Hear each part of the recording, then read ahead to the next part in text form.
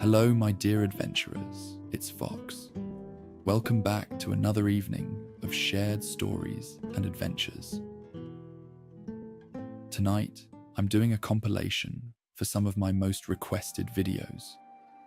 You all seem to really enjoy the Middle-earth lore, so I wanted to take it a step further and add a small story section at the start, just to get us all immersed and ready for the lore.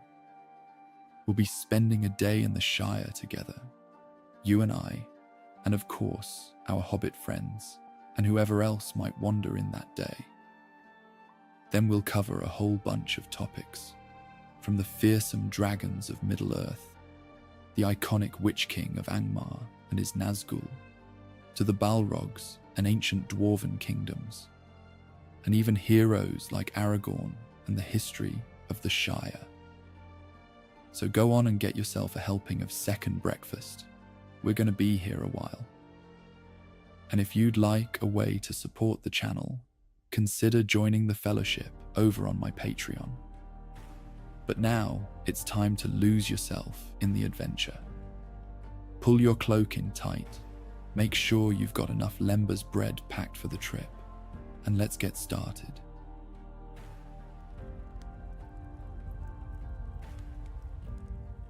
You wake to the sound of birds. That's the first thing. Not the frantic shrieking of gulls, like those poor folk out by the coast, nor the miserable croaking of crows that haunt the marshes of Middle-earth, but a bright, warbling tune from a thrush just outside your round window. You lie there a moment, feeling warm under your quilt, breathing in the smell of something sweet baking down the hill. Mrs. Goodwert's famous honey cakes, maybe. Could be apple tarts. Either way, they'll be gone if you don't get up soon. The air in your burrow is cool and still, touched by the smokiness of the embers in your hearth, long since gone out.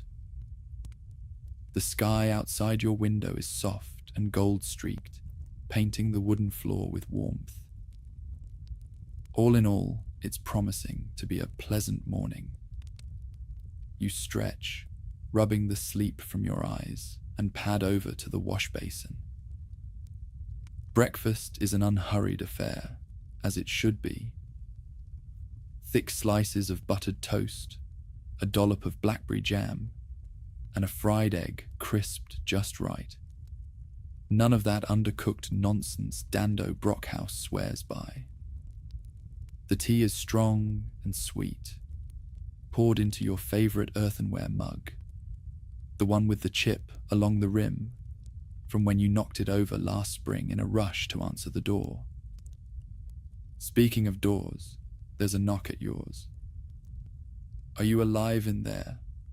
You hear the familiar, amused voice call out. You sigh, setting your mug down, and answer the door to find Tomlin Brandybuck. He's got his typical wide grin on his boyish face, hands shoved into his waistcoat pockets like he hasn't got a care in the world. Barely, you say, and if you've come to ask me to help you with something troublesome, the answer's no. Tomlin presses a hand to his chest, looking wounded. Me? Cause trouble? Why, I'm a proper, homely hobbit through and through. You give him a look. There's something restless about him, an energy that keeps him shifting from foot to foot, fiddling with a loose thread on his sleeve, or spinning a coin between his fingers when he's got nothing better to do. He grins again. Well, since you ask, I did need a second pair of hands down at the market. The Took girls have set up a new pastry stall, and I find myself in desperate need of assistance in determining which is best. You want me to help you eat pastries? It's a difficult task, I know, but someone's got to do it. He shrugs good-naturedly. And that's how you find yourself heading down the road to the marketplace. The early sunlight is warm on your face, and the stones underfoot are flat and even, the tips of grass barely tickling the soles of your feet. The Hobbiton marketplace is not grand, nor is it sprawling, but it is joyfully alive in a way only hobbit gatherings can be, especially on sunny days like this. Nestled in a grassy clearing at the village's heart, it consists of a winding, haphazard collection of wooden stalls, carts and tables covered in checkered cloths, all busy from mid-morning until the afternoon sun hangs high. Your ear follows the up and down of hobbit chatter and haggling. You bounce on your heels and peek left and right, trying to decide what to spend your silver pennies on. You see a barrel-chested farmer weighing a sack of potatoes, arguing over the price with a trader. Clearly, he's way too involved in the back and forth, because a group of unsupervised children are swiping small spuds from a hole in the bag, giggling like it's the greatest heist they've ever pulled off. Your nose picks up on the sweet tang of pipeweed from a nearby stall, where old Ham Grub, his teeth yellowed from years of indulgence, sits puffing away as he sells bundles of long-bottom leaf and old Toby to those looking to refill their pouches. To your left, a fruit and vegetable stand is run by Daisy Burrows. Her plump, dimpled hands move fast as she polishes apples and stacks plump, golden pears into neat pyramids. The creaky crates under her stall overflow with round pumpkins, bunches of spring onions, and turnips still dusted with the damp earth they were pulled from that morning. A little further down, a cheesemonger's stall is run by a stout fellow named Bodo Smallborough, who is energetically explaining the difference between an aged blue-veined cheddar and a crumbly white cheese he claims comes from the South Farthing. He slices off a generous sample for an eager customer. Now this melts just right over a toasted slice of sourdough, perfect for second breakfast, mind you. Tomlin, of course, makes straight for the pastry table. "Good morning, Miss Took," he greets, all smiles as he leans lazily on the counter. "What fine treats have you got for us today?" Primrose Took is a sharp-eyed and unimpressed hobbit, and she doesn't return his grin. For paying customers, a fine selection of apple turnovers, honeyed scones, and raspberry tarts. For you, Tomlin, I've not got a thing, but a firm reminder that sweet words don't count as payment at my stall. Tomlin rubs the back of his neck, and his foxish features twist into an expression that seems a little downcast. You wisely slide a few pennies across the counter. "One of each, if you please, Miss Took." "Now there's a sensible hobbit," she says, handing over a carefully wrapped bundle, bulging with sugary delight. "Enjoy and keep that one out of trouble." She gives a pointed look at Tomlin. Tomlin sighs as you pass him his share. "I was hoping she might be feeling charitable today." "She's a Took," you remind him. "Fair point." The morning passes in the way all good Shire mornings do. Slowly, pleasantly, with good company and a full belly. You meander past the bookstall, flipping idly through a collection of old travel journals. You have no doubt that these are mostly exaggerations. There's no way there were dark riders on the roads through Bree. What far-fetched nonsense, you think to yourself. The adventurous sort really do jot anything down after a few mugs of ale, don't they? By midday, you and Tomlin are sat on the edge of an empty wagon, short feet dangling off the side, as you lick the remnants of raspberry flakes off your fingers. You ever think about going? He asks suddenly, gazing off toward the far fields, where the road stretches out past Bywater. You follow his gaze, shielding your eyes from the glaring sun. Going where? Anywhere. Out there. He waves a hand vaguely. Bree, the South Farthing, even further just to see. You huff. You've been talking to old Samwise Gamgee again, haven't you? Tomlin nods earnestly. He does have good stories. He has big stories, you correct, and feet too big for the rest of him. That's how you can tell he's spent too much time among men and elves. Tomlin laughs and swings his feet. Maybe so.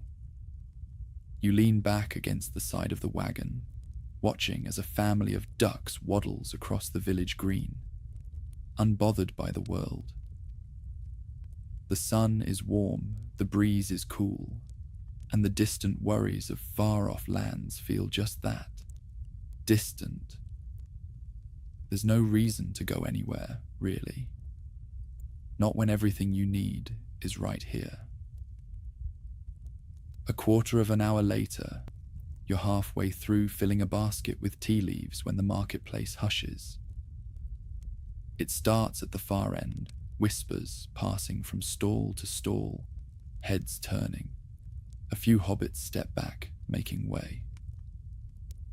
You crane your neck to see what's causing the commotion. It's a dwarf. A dusty one with a thick, ruddy beard, braided into 2 plaits, an iron-studded belt, and a massive pack slung over one shoulder.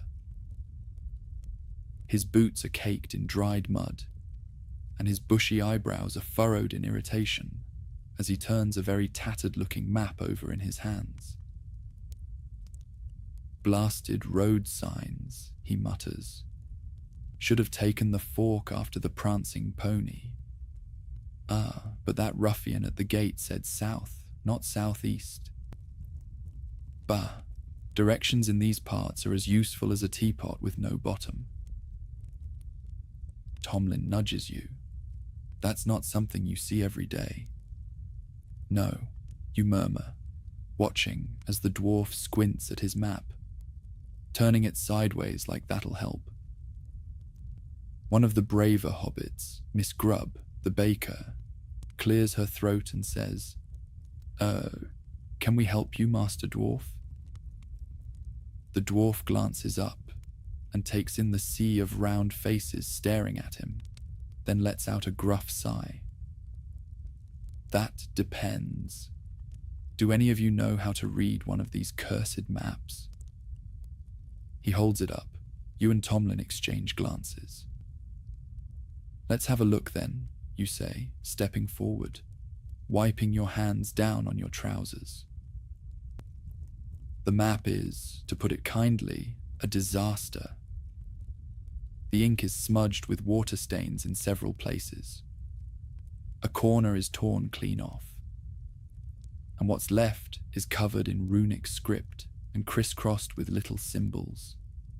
Mountains, rivers, caves, and a big, bold X, somewhere near the bottom. Oh ho, you've got yourself a treasure map then, Master Dwarf?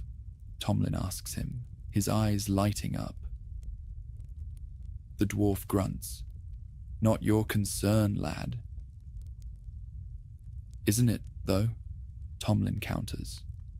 Because if you were aiming for mountains and wound up in Hobbiton, I'd say your chances of finding that treasure are looking rather slim. The dwarf scowls, then admits defeat. Well, seeing as I've lost my bearings, I wouldn't say no to a pint and some hot food while I sort this mess out. Which is how, an hour later, you find yourself at the Green Dragon Tavern, watching a dwarf grumble over his map while demolishing a plate of lamb stew. In between messy, undignified bites, he goes on and on about his grandfather and his father before him, and how they served under Thorin Oakenshield and faced the dragon Smaug, chiefest and greatest of calamities. Outlandish nonsense, obviously. Clearly the dwarfs had too much ale. But the stories were fun to listen to anyways. Tomlin, of course, loves this kind of talk. He's always been a restless hobbit, dreaming of adventure. He pipes up with his own stories that he's heard. He insists there's a sort of monster called a barog, or bullrog, or something like that. He says it's got a whip made of fire and is as big as a mountain. Then the chatter turns to elves and men, and of dark things in the hidden places of Middle-earth that no good hobbit should speak of. Afternoon drifts into evening, and you make your way home along the quiet lane, following the pink and orange streaked skyline. You say goodbye to Tomlin at a fork in the road, and he walks away, whistling an old tune cheerfully, and disappears around the bend. Soon you arrive at the gate to your home and swing it open gently. The path to your round, yellow door is lined with tufts of heather. You brush a hand over the blooms as you pass, breathing in deep. Back inside, you stoke the hearth, coaxing the embers to life, and let your toes sink into the thick woven rug near the fire. The flames rise slowly, lighting up the well-loved clutter of your sitting room. There's half-read books stacked on the side table, a cup left from this morning's tea, a pile of parchment covered in lazy notes and scribbled ideas. You stretch out your arms, rolling your shoulders, then settle into your favorite chair. It's the one with just the right dip in the cushions, formed over years of cozy nights and spontaneous afternoon naps. For a while, you let the quiet fill the space. Then, reaching for your writing desk, you pull out a fresh sheet of parchment. Lately, you've taken to writing. Nothing grand or ambitious, like the journals about dragon encounters and dark lords. Just simple stories, little tales of the people you know, the things you've seen, the small adventures of life in the Shire. A story about the Goodwert's prize-winning goose, about young Lily Proudfoot's disastrous attempt at making a birthday cake, about the time Tomlin tried to outpace the post rider on foot and ended up tumbling headfirst into a hay cart. You dip your quill in ink and let the words come, slow and easy, shaped by memory and firelight. Outside, the crickets begin their evening chorus, and somewhere far off, an owl hoots. The sky beyond your round window is deep blue now, silvered with stars. You pause, twirling the quill between your fingers, thinking for a moment about Tomlin's question, about the road stretching beyond the hills, about Bree and beyond. Maybe one day, but not today. Today, you have a month's supply of tea leaves, a warm home, and a good friend to share sweets and stories with. And really, what more could a hobbit ask for? Well, friends, I hope you enjoyed that little intro. And now, it's time for the lore. We'll start off with the Balrogs and the mines of Moria.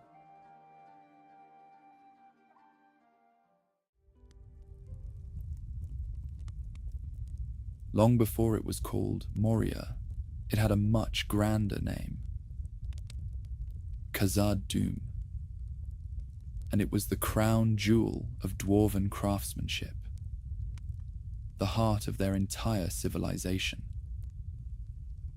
To the dwarves, it wasn't a mine at all. It was home. But if we want to understand how this all started, we have to go back, way back, to the very beginning of dwarven history. And that means talking about Durin the Deathless. Durin was the first of the 7 dwarven fathers.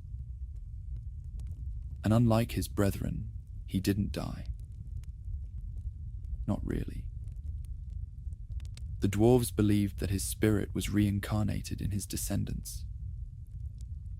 Each time a new Durin was born, it was said to be the same soul returning to lead his people.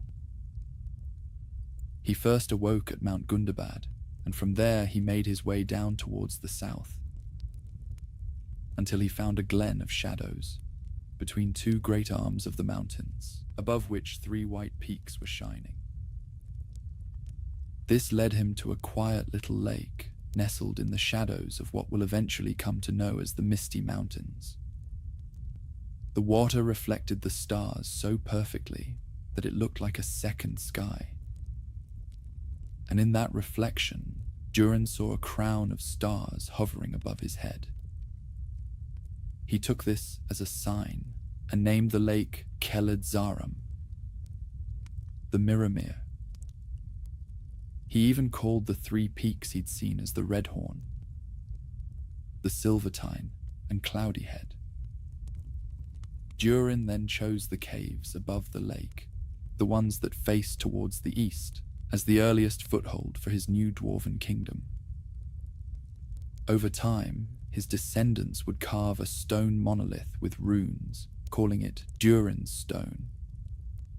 And it stood in the same spot where he'd first looked into the Mirrormere. These places would all become sacred to the dwarves, and it's easy to understand why. Durin had set his people to work. They carved the stone of the mountains into the great underground halls of Khazad-dûm. They built an empire, a kingdom that grew quickly in both its size and grandeur, until it was known as the greatest of all the mansions of the dwarves. And it wasn't just about pretty carvings and fancy pillars, although there were definitely loads of those. Khazad-dûm was also a stronghold. Stone walls thicker than castle keeps.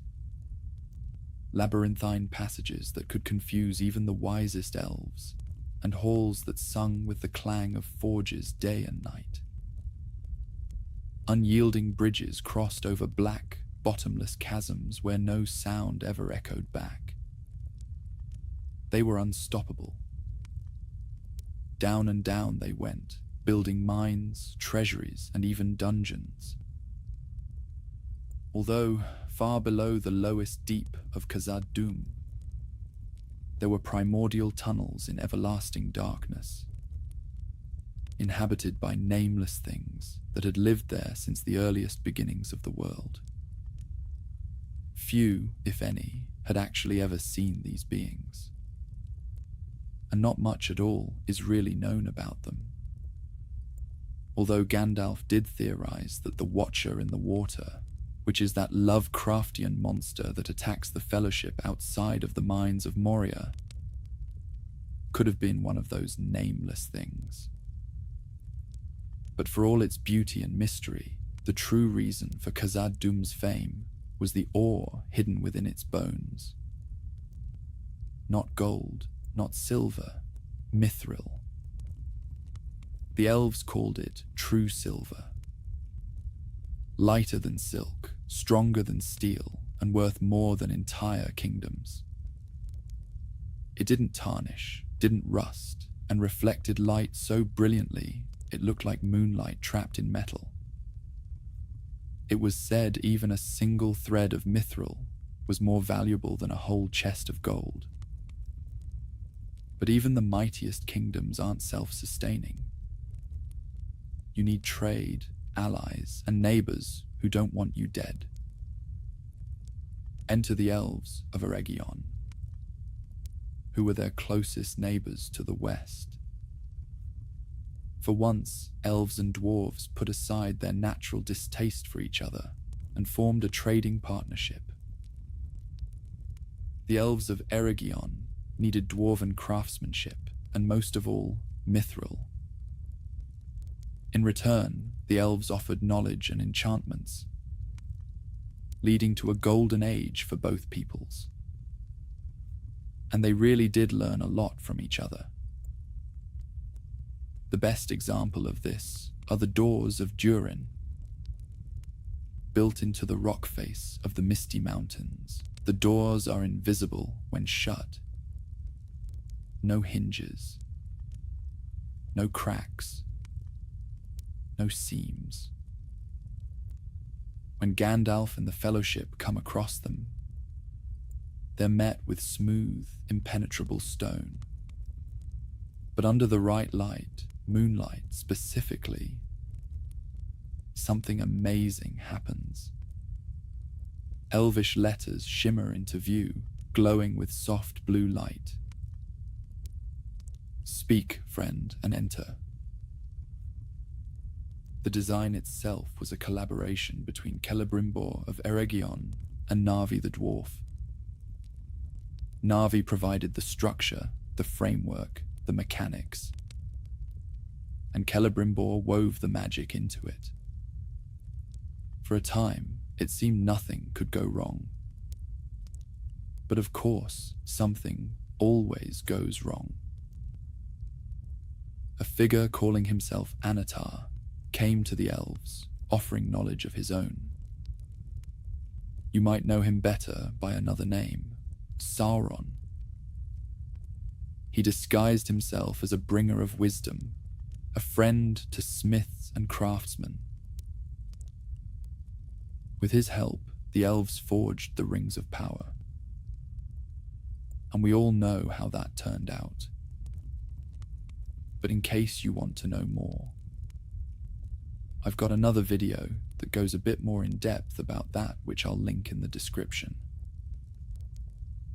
But when the elves discovered the truth, that Anatar was Sauron in disguise, it was too late.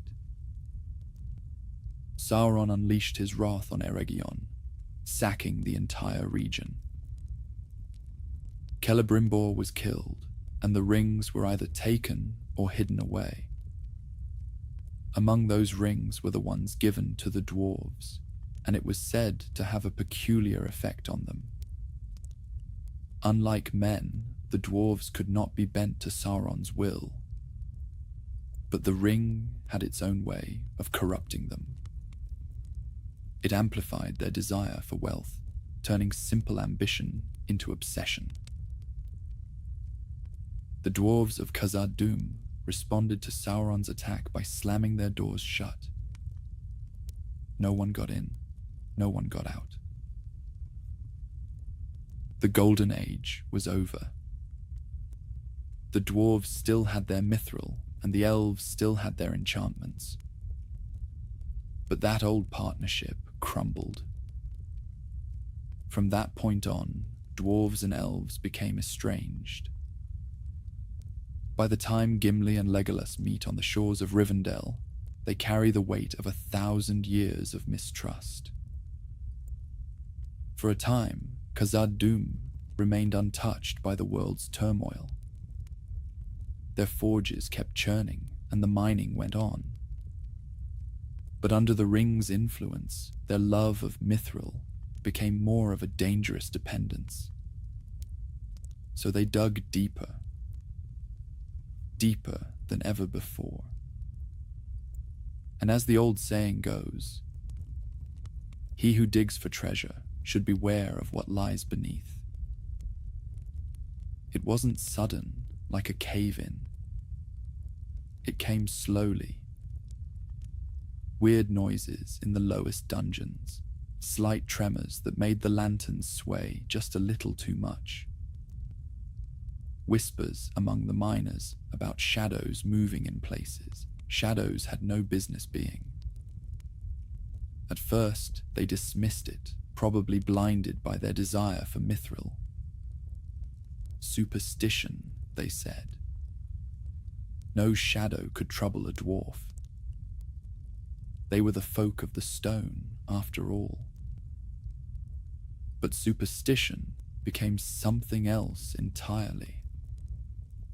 The day during the 6th, king of Khazad-dûm fell victim to a monstrous thing which he'd awoken while mining in the farthest reaches of the deeps. The creature was named Durin's Bane, and it unleashed its destruction on the city and the dwarves, killing even Durin's son, who'd become king after him. None of the warriors who fought it survived. Not a single one. The bodies were scorched, the stone beneath them blackened as if a forge had exploded. It was only then that the dwarves understood what they'd done. They had dug too far and broken into a place no living thing had any right to disturb, and awakened something older than their kingdom. Older than the elves even. A thing of flame and shadow. A Balrog of Morgoth.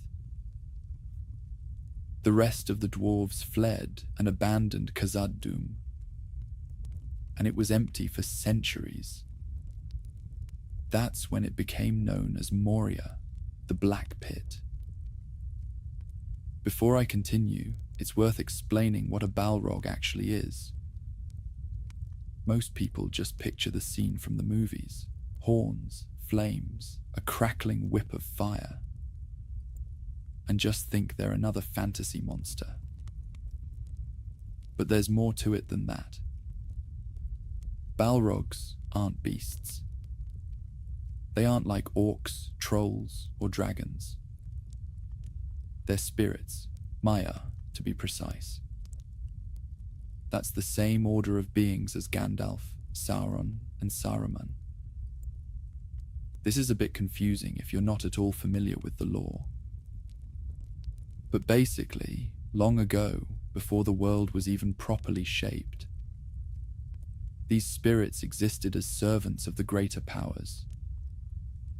Eru Ilúvatar was the ultimate creator, the one who is above all thrones forever. He created the Valar, and delegated to them the creation and governance of the world, who in turn created the Maya spirits to help them. But, as with any story of creation, there was one who refused to play his part. That one was Melkor. Later, he would be called Morgoth, and his very name would strike fear into the hearts of elves and men alike. He was one of the Valar, but he had a problem. He didn't want to serve anyone. He wanted control. While the others tried to bring balance and beauty to the world, Morgoth had a blackened heart of evil and wanted it for himself. Some, like Gandalf, stayed loyal to the will of Eru and the Valar.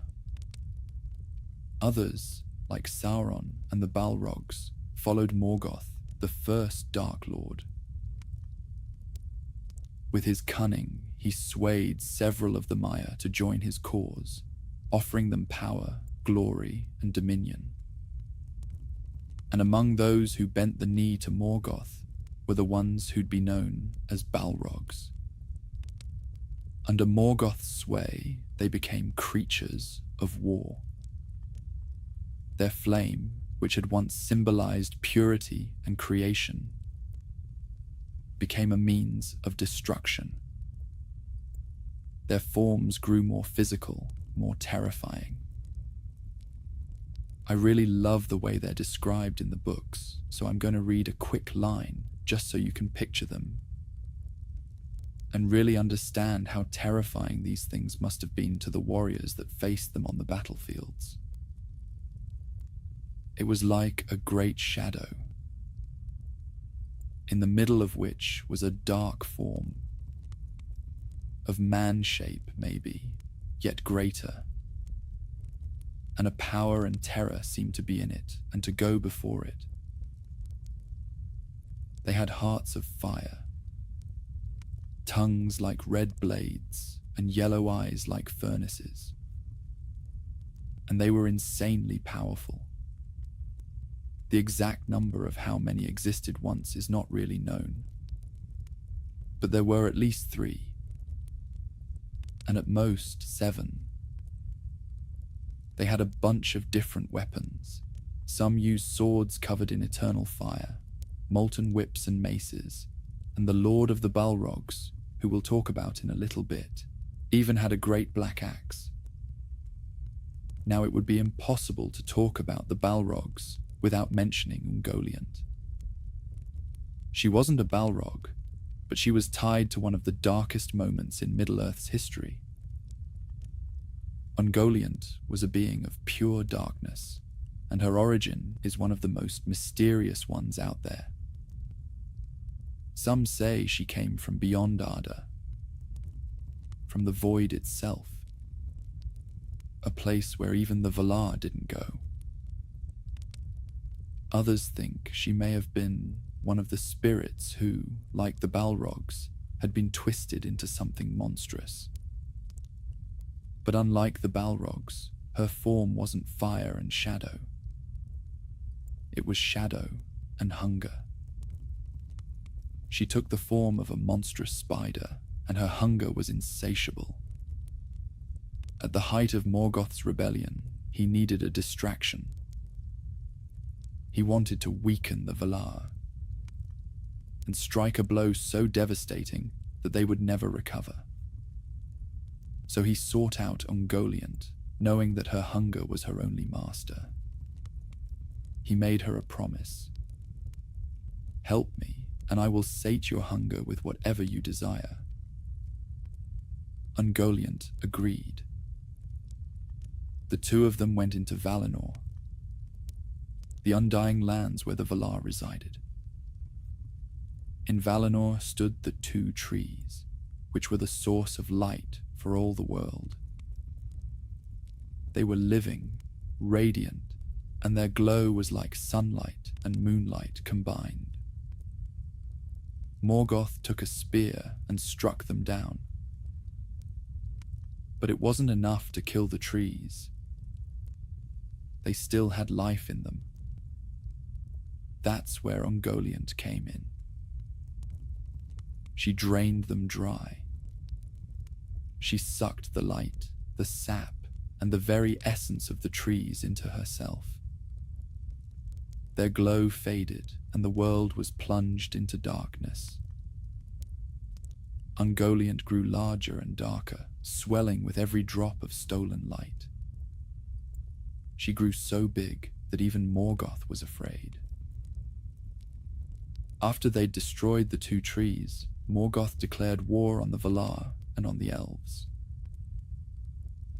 He fled to his stronghold of Angband in Middle-earth, where the rest of his forces waited for him.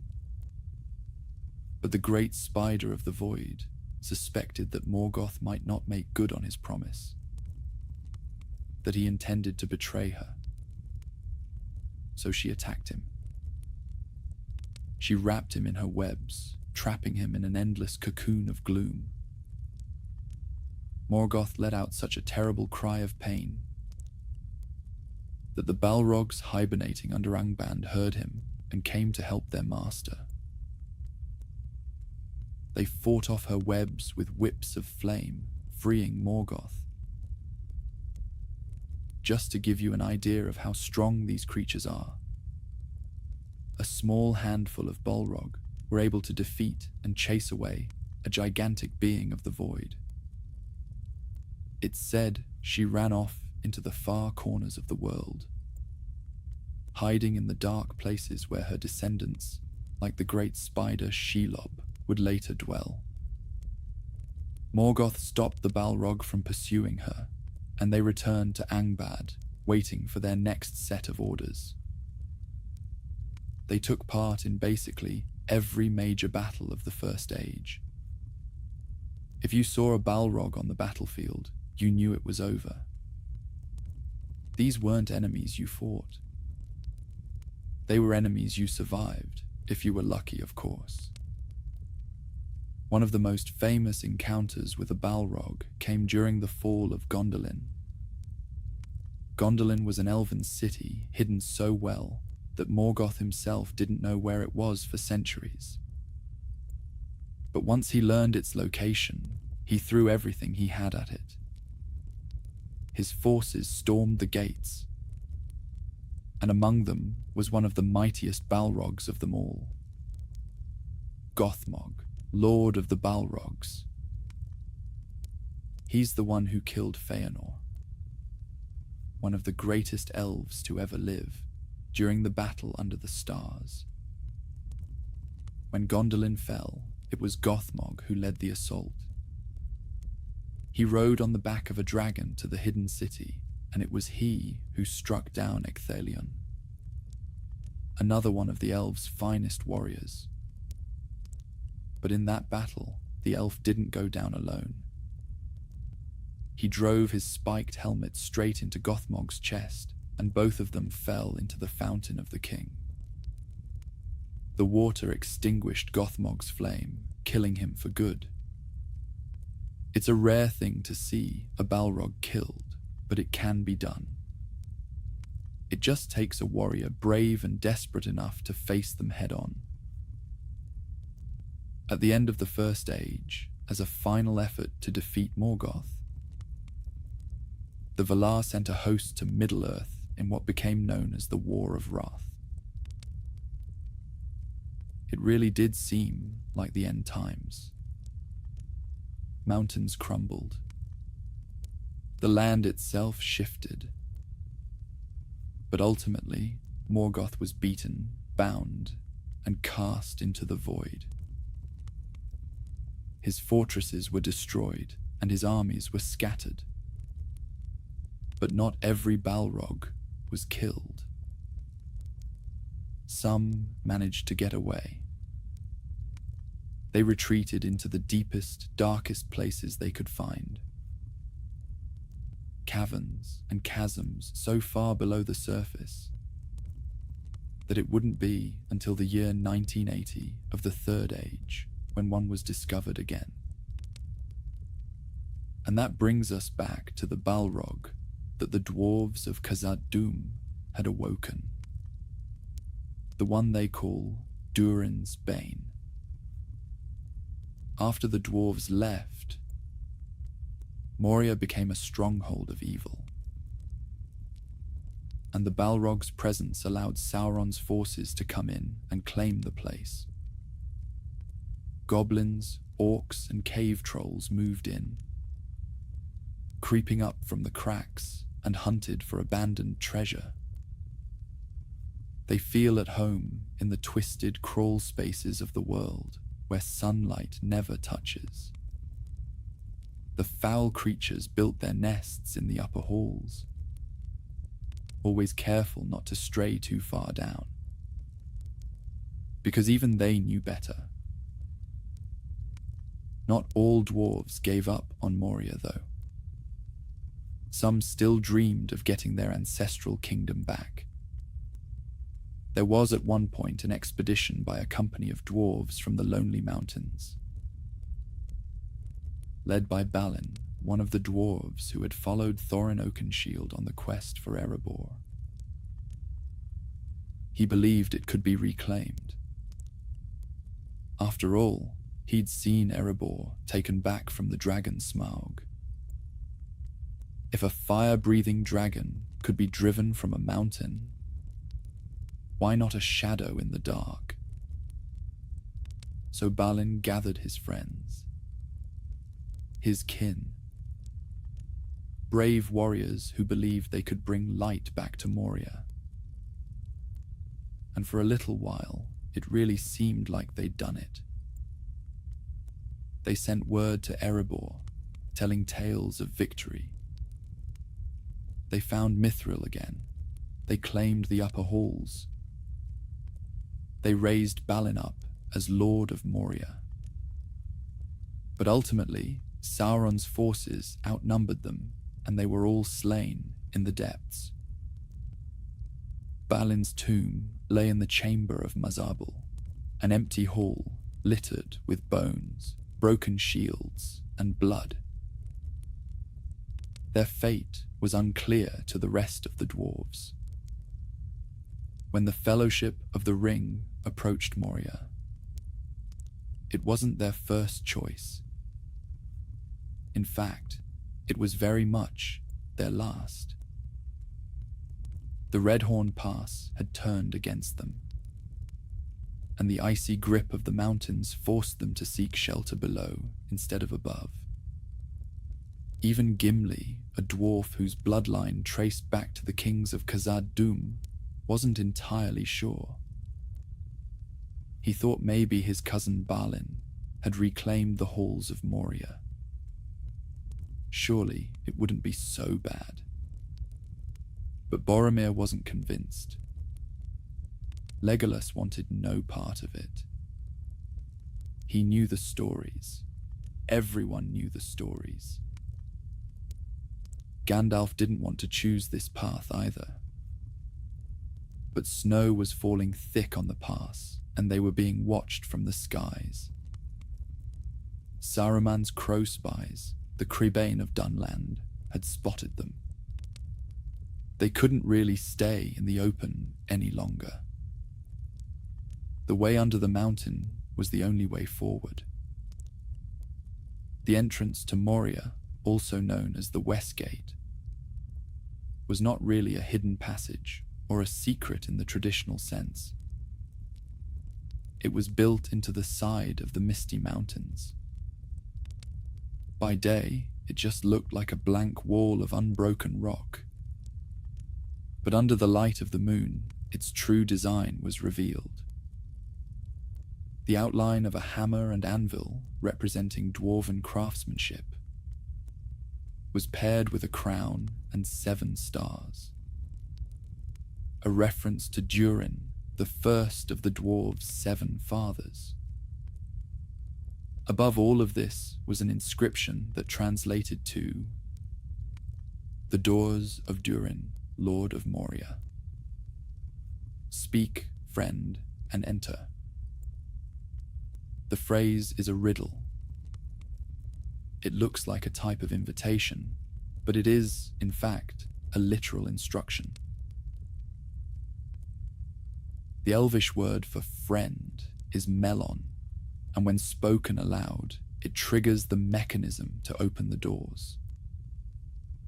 Like I'd touched on earlier, this design really was the culmination of the peaceful and cooperative relationship that once existed between the dwarves and their elvish neighbors. When the Fellowship of the Ring arrived at the West Gate, they struggled to open it. Gandalf, who was really well versed in ancient languages and spells, tried numerous incantations and passwords, thinking it required a secret phrase or spell. After several failed attempts, Frodo realized the simplicity of the riddle and suggested that the inscription was literal. So Gandalf spoke the word in Elvish. The doors shifted and the stone parted, revealing the entrance to Moria. But before they could go in, something disturbed the still, unnaturally dark pool by the gate. Just the sight of the water made Frodo feel uneasy. They were being stalked by the Watcher in the water. If you've seen the movies, you know how scary this next bit is. But personally, I find the book's more vague description of it even more terrifying. There's always something more dreadful about a creature whose full form is unknowable. a terror so vast that you can only fathom parts of it. Once the west gate opened, the creature attacked. It lashed out with a long, slimy tentacle and seized Frodo by the leg, dragging him toward the water. The Fellowship fought it back, slashing at the tentacle to release Frodo, which only made the Watcher angrier and caused 20 more tentacles to rise from the surface. Gandalf ordered them to go in past the doors to escape. And when they did that, the Watcher grabbed hold of the stone doors and yanked them shut, trapping the Fellowship in there. So retreat was definitely not an option anymore. I still don't really know what sort of creature it is. Definitely not from the void, and I doubt it's one of Sauron's servants. It's probably just as Gandalf had thought. One of the oldest beings in the deepest places where the roots of the world grow. The Fellowship walked through the ruins of the once great kingdom, past many great halls. Eventually, they'd get to the chamber of Mazarbul, where Gimli learned of the dwarven expedition's tragic fate. When Sauron's forces learned of their presence, they were chased and attacked through the mines until they reached the bridge of Khazad-dûm, where the Balrog had come up from the depths and stood in their way. Gandalf confronted the creature, buying time for the others to get away. The two of them fought on the bridge before falling together into the abyss. The rest of the Fellowship made it out of Moria, into the Dimril Dale.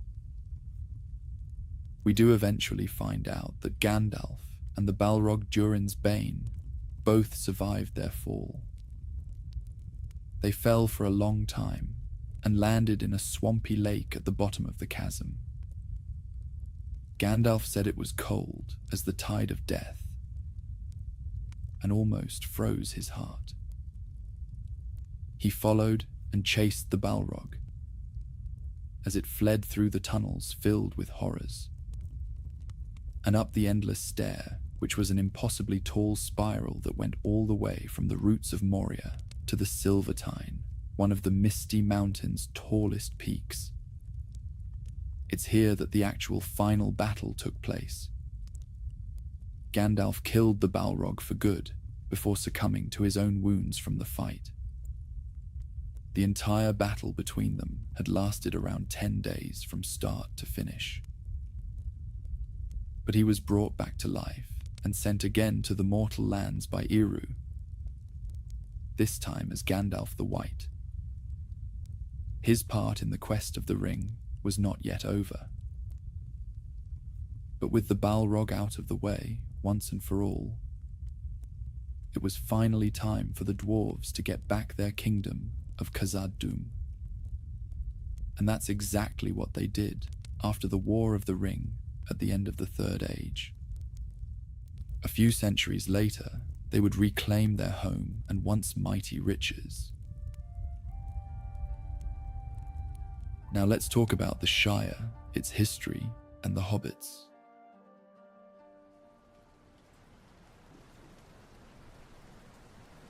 In the deep folds of Middle-earth's lore, the hobbits, known also as halflings, first emerged onto the scene. Their actual origin or beginning is somewhat of a mystery, really. Theirs is a story half forgotten by men and overlooked by the great powers, because the hobbits were a folk humble by nature, naturally reclusive and happy to live on unnoticed. The early history is not definitively explained in The Lord of the Rings or any other writings of Tolkien. But from what little we know, it seems like they're a sort of subgroup of men who became distinct over many ages. And by the time they'd been discovered by the other races, the the hobbits had already been around for generations. It's believed that hobbits first appeared in the eastern bit of Middle-earth during the early Third Age. The earliest group of known hobbits lived in the wide lands by the banks of the Anduin River, in the shadow of the misty mountains and under the darkening eaves of Mirkwood, the elven forest. At this time, they hadn't yet developed the customs, lifestyle, or even the culture we associate with them in the Shire. They were a migratory people, ever on the move, mostly due to the ebb and flow of the other peoples and environmental changes, and things of that sort. From these early hobbits, 3 distinct kinds, or breeds, came about. These were the Harfoots, the Stores, and the Falahides. Even though they did share a lot in common, being hobbits and all, each group still had its own traits and tendencies, even differences in physical appearance and temperaments, shaped by the lands they wandered and the lives they led. Harfoots, who were the most numerous of the 3 groups, were of a smaller, sturdier sort, with browner skin and nimble feet, well suited for the hillsides and woodlands they favoured, which is why they were the first to turn their eyes westward, travelling across the northern region of Eriador. In olden times, they were really friendly with the dwarves of Middle-earth, since they had regular contact with them and lived in the foothills of the Misty Mountains for a long time. It is from the Harfoots that the Shire folk, the hobbits we've grown to love in tale and song, would most descend. Now the Stures, on the other hand, were broader and heavier in build, often living near rivers and water sources.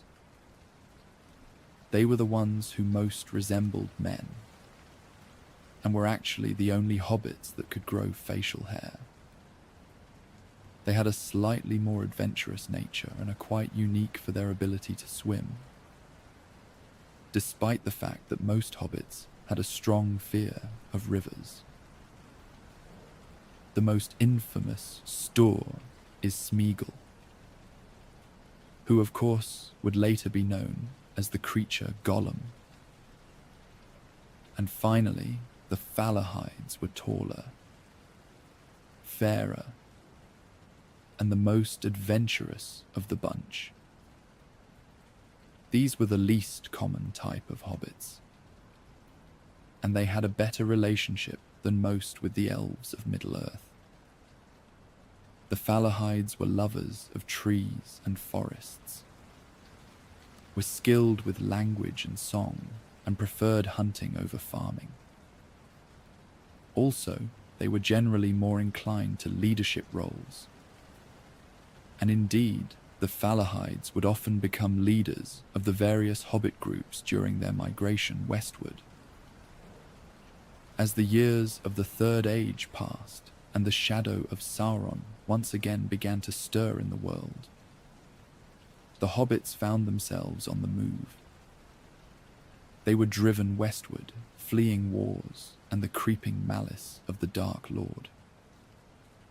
In those early days, they lived a life of foraging and hunting, traveling from place to place with no true home to call their own. By around the year 1050 of the Third Age, hobbits began to settle in Eriador, but each group took a different path westward into these lone lands. Some crossed the Misty Mountains and went down as far as the South Downs.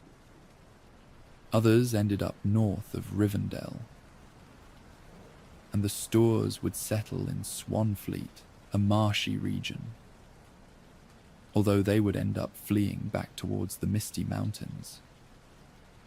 when Angmar's power was terrorizing the kingdom of Arnor.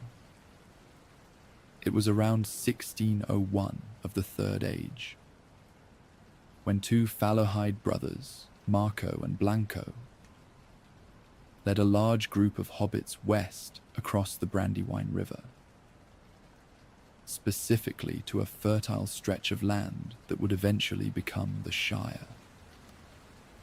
The Shire was initially granted to the hobbits by the King of Arthedain under a simple agreement. They were to acknowledge his rule and make sure the land remained free from the encroachment of large settlements by outsiders. In return, the hobbits were left to govern themselves, with little oversight from the distant throne. But the kingdom of Arnor had long since waned. Its strength fractured and its influence faded after the long war with the Witch King of Angmar. Corruption plagued its lands and peoples, and so from the very beginning, the hobbits lived in near complete autonomy. This freedom allowed them to craft their own way of life, untouched by the greater struggles of Middle-earth, and to nurture a culture so uniquely their own, safe from the turmoil of the world beyond their borders. This settlement here marks a pretty significant turning point for the hobbits, and they began to develop into a more agrarian lifestyle, growing crops, building homes, and expanding on the culture that would define them. By the time we get to meet them in the stories, the Shire, for the most part, enjoyed a life of peace and quiet.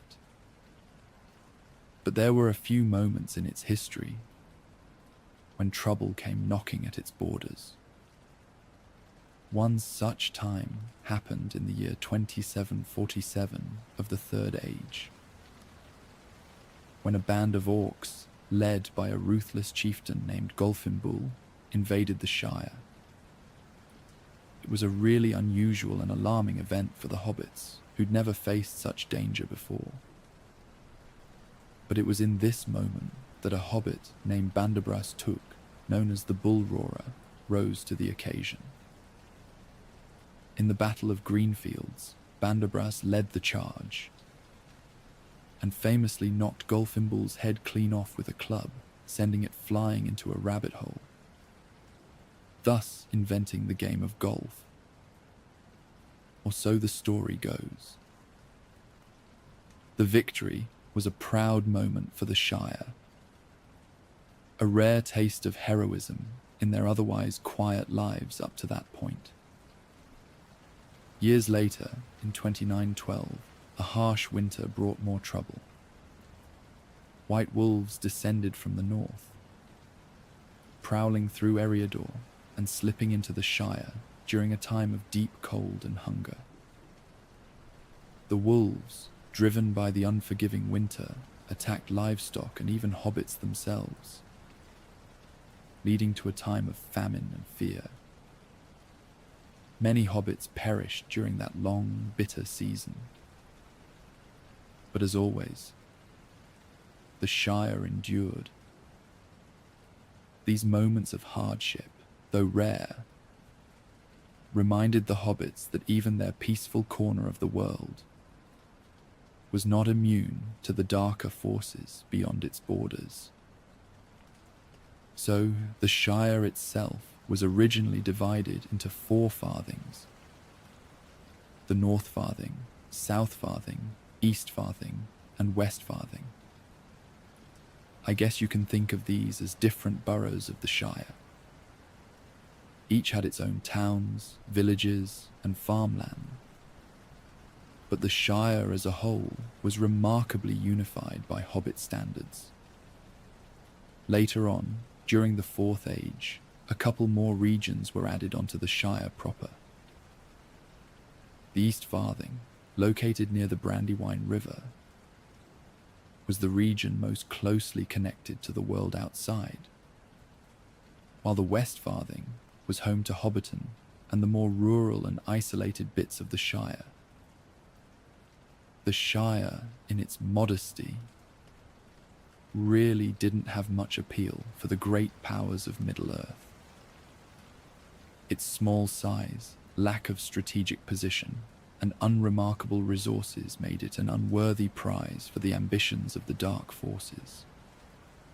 Even the hobbits themselves, humble and unassuming, were not of interest to the mighty kingdoms beyond. But the true safeguard of the Shire wasn't only in its insignificance, but in the unseen protection of the Dunedain Rangers. These watchful guardians patrolled its borders, ensuring that no harm befell the peaceful folk within.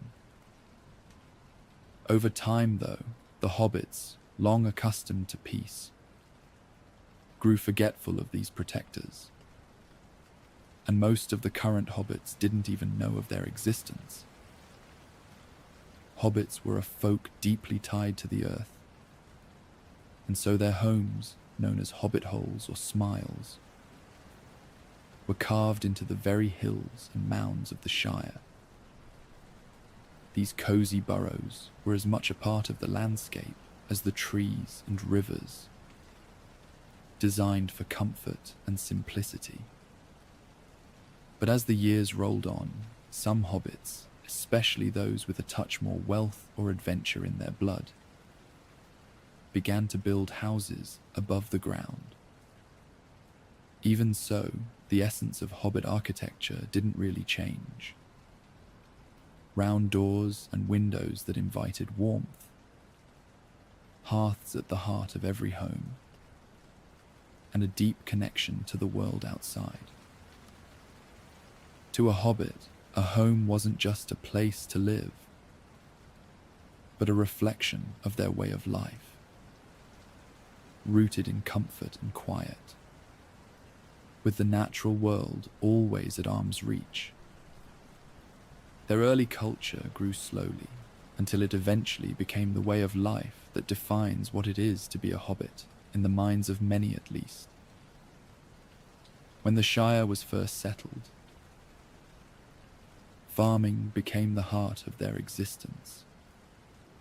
Hobbits were masters of the land, growing crops, brewing fine ales, and tending to gardens with a care that seemed almost instinctual. Fields of wheat and barley stretched across the Shire, and flower gardens bloomed in every corner. But of all the things they grew, probably the most famous was pipeweed, a humble plant that hobbits dried and smoked. What began as a simple habit among their people soon spread to the wider world. Rangers of the north took up the practice, and even Gandalf became quite fond of it, and you'd often see him puffing thoughtfully on his pipe. Alongside pipeweed, the hobbits became known for their brewing, particularly in the South Farthing, where the richest soil produced the finest of ales. A hobbit could speak with pride about the ale from his or her village tavern, knowing that nothing in the wide world could quite compare. But for all their skill in farming and brewing, what truly set hobbits apart was their sense of community. They were a people who valued family, friendship, and above all, hospitality. They took every opportunity to gather together, whether it was feasts, festivals, or a good old party. Hobbits prided themselves on their ability to throw a celebration like no other, with food and drink flowing in abundance and laughter echoing through the mounds of the Shire. And in true hobbit fashion, their birthdays became an occasion for giving instead of receiving. On their special day, it was the birthday hobbit who handed out gifts. In the end, hobbit culture wasn't about grand gestures or noble quests. It was about the simple joys of a well-tended garden, a good pipe, and the warmth of friends and family gathered around a table. It was a life lived close to the earth, but with hearts open to the world. And then along came Bilbo Baggins. For generations, the hobbits of the Shire had lived quietly, untouched by the great events of Middle-earth. But that changed in the year 2941 of the Third Age, when a hobbit by the name of Bilbo Baggins, a well-to-do, decidedly unadventurous resident of Hobbiton, found himself swept into an adventure unlike any the Shire had ever known. It all began when the wizard Gandalf, along with a company of dwarves led by Thorin Oakenshield, came knocking at Bilbo's round green door. They had a dangerous quest ahead of them: to reclaim the lonely mountain from the dragon Smaug. And, to Bilbo's shock, they wanted him to be their burglar. Now, Bilbo wasn't the sort to go on adventures. In fact, he was quite happy with his books, his garden, and his comfortable little hobbit hole. But Gandalf had other plans, and soon, despite all his protests, Bilbo found himself swept up in a journey that would take him far beyond the safety of the Shire. Trolls, goblins, dragons, and even the mysterious elves became part of his story. But none left as deep an impression on him as the strange, twisted creature called Gollum. Deep under the misty mountains, in a dark and forgotten place, Bilbo came upon a small golden ring. A ring that seemed harmless enough, but would soon reveal itself to be much more than a simple trinket. This, of course, was the One Ring. But at that point, Bilbo didn't know of its true nature. For him, it was just a lucky find. But this ring, once forged by the Dark Lord Sauron, was destined to change not just Bilbo's life, but the fate of all Middle-earth. He returned to the Shire around a year later, as a wealthier and more worldly hobbit, what with being a key part in defeating the fearsome Smaug, and in the restoration of the dwarven kingdom of Erebor. But predictably, his newfound fame as an adventurer caused a stir among the conservative hobbits of Hobbiton. They looked on his travels and riches with a mix of admiration and suspicion. Despite this, maybe as a testament to just how protective hobbits were of their peace, Bilbo's story did little to change the general insularity of the Shire. Hobbits continued to live as they always had, largely uninterested in the wider world. But Bilbo had brought with him a piece of the dark history of Middle-earth, in the form of the Ring. The ring granted its bearer invisibility, which Bilbo used sparingly to get out of some tight spots and situations. But it also had a much darker influence, slowly extending its control over him. For decades, Bilbo lived a long and seemingly untroubled life. But the ring subtly extended his lifespan and began to affect his mind. Now, hobbits, being naturally resistant to the seductive power of the ring, kept Bilbo relatively free from its darker effects for many years. Nevertheless, its influence was always present, and as Bilbo aged, he became more possessive and secretive about it. While Bilbo's adventures were long over, the world outside the Shire was becoming more and more dangerous. Sauron had fully returned to Mordor by 2951, and the Dark Lord began actively seeking the One Ring, totally unaware that it was in the possession of a hobbit. He dispatched his agents, known as the Nazgul, or Ring Wraiths, who, by the way, I have a whole video about on the channel if you're interested, to search for it. And although the Shire was still safe for the time being, it was clear that the peaceful days of the hobbits were coming to an end. At this time, Gandalf started to suspect that Bilbo's ring might be more than it appeared. He got deeply suspicious when Bilbo's behavior became more erratic, and he began investigating the history of the One Ring. Many years later, Bilbo threw a grand birthday party to celebrate his 111st birthday, during which he intended to leave the Shire and pass the ring on to his younger cousin and heir, Frodo Baggins. He got cold feet, though, and considered keeping it at the end. Its power over him had grown too strong. But with Gandalf's stern encouragement and advice, Bilbo ended up reluctantly parting with the ring and left the Shire.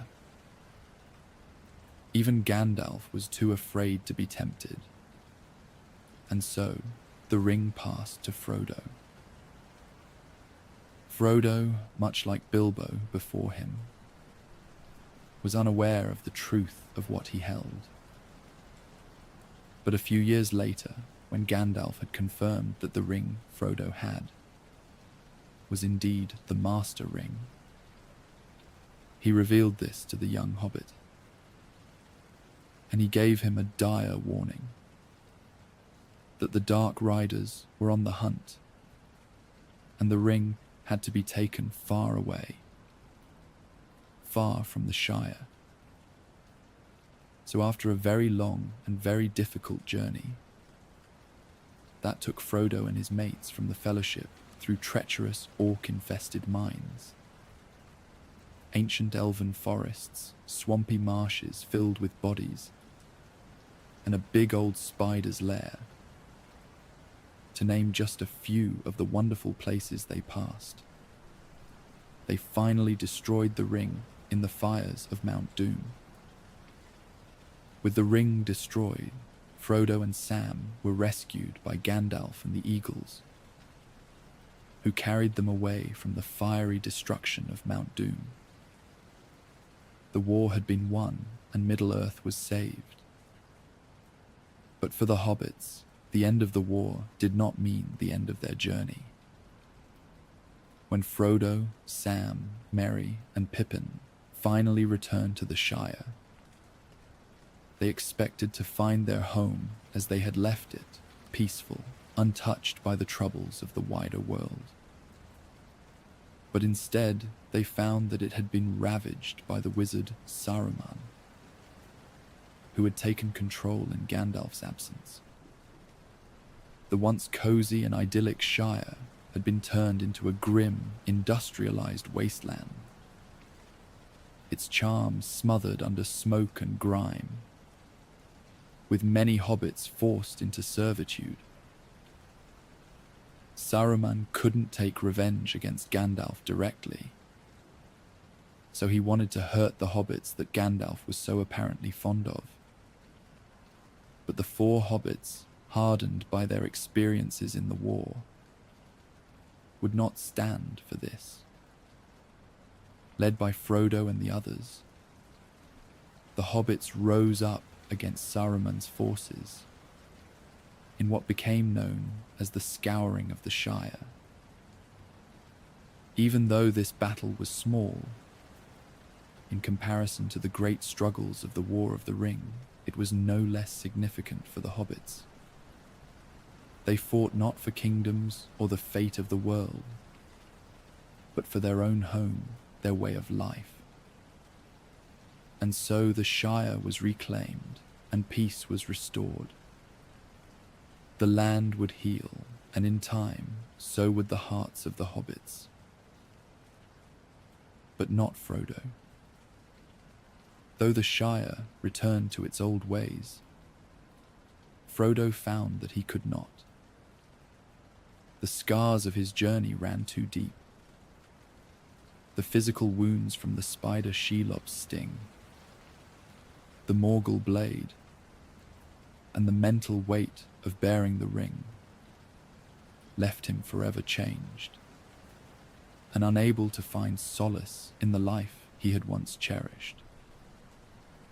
In the year 3021 of the Third Age, Frodo was granted a gift, a chance to sail to the Undying Lands, where the elves and the greatest heroes of Middle-earth would dwell in peace. He left the Shire behind, along with Bilbo, Gandalf, Elrond and Galadriel, sailing from the Grey Havens into the west. He knew it meant leaving behind the Shire and the friends he had fought so hard to protect. But Frodo accepted. He left the Shire forever, seeking peace at last in a place beyond pain and sorrow. With the fall of Sauron, Saruman, and the end of the War of the Ring, the hobbits of the Shire returned to their quiet lives. But something had changed. The once unknown and unremarkable folk had become legends, thanks to the extraordinary deeds of Sam, Merry, and Pippin. These hobbits, who had never sought adventure, had somehow ended up at the heart of the greatest struggle of the Third Age. Under the leadership of Samwise Gamgee, who had grown in wisdom and stature during his adventures, the hobbits of the Shire set about restoring what had been lost during Saruman's brief reign of cruelty. During his journey, Galadriel had given him a gift, as she had with each of the other members of the Fellowship. He'd gotten a little box of plain grey wood, decorated with a single silver rune on the lid. Inside was earth from Galadriel's orchard, and the earth was like grey dust, soft and fine. Amidst the earth was a seed, like a small nut with a silver shell. With the gift of Galadriel's magical earth, Sam planted saplings everywhere that beautiful and beloved trees had been felled. And he put a grain of the precious dust in the soil at the root of each. He planted the seed to create a new party tree, which grew into a malon tree. It was said that when the tree bloomed in the next summer, all the Shire became golden from the flowers. And so, this hobbit, who had once been but a simple gardener, became one of the most respected figures in the Shire. He married Rosie Cotton, raised a large family of 16, and was elected mayor 7 times. Under his gentle leadership, the Shire flourished. His friendship with Frodo remained one of the most profound bonds of his life. And even after Frodo's departure to the Undying Lands, Sam carried the memory of their shared journey with him always. But before Frodo left, he attended his best friend's wedding. And Sam and Rosie actually moved in with him at Bag End, which Frodo then gave to Sam. Until eventually, he joined Frodo in the Undying Lands, since he too had been a bearer of the ring, however briefly. Meriadoc Brandybuck and Peregrine Took, aka Merry and Pippin, had also played extremely important roles in the War of the Ring, and they returned to the Shire as heroes in their own right. Their time spent among the riders of Rohan and the soldiers of Gondor had transformed them. They weren't just mischievous young troublemakers anymore. They'd grown into warriors and leaders, respected both in the Shire and beyond. Merry became Master of Buckland, and Pippin eventually inherited the title of Thane of the Shire, one of the highest positions in Hobbit society. Together, they ensured the Shire's safety and prosperity in the years following the war. Their leadership helped strengthen ties between the Shire and the kingdoms of Gondor and Rohan, where they'd formed lasting friendships. The hobbits of the Shire, though still a relatively secluded folk, now had a quiet but very powerful connection to the outside world. The effects of their time with Treebeard the Ent were also visible.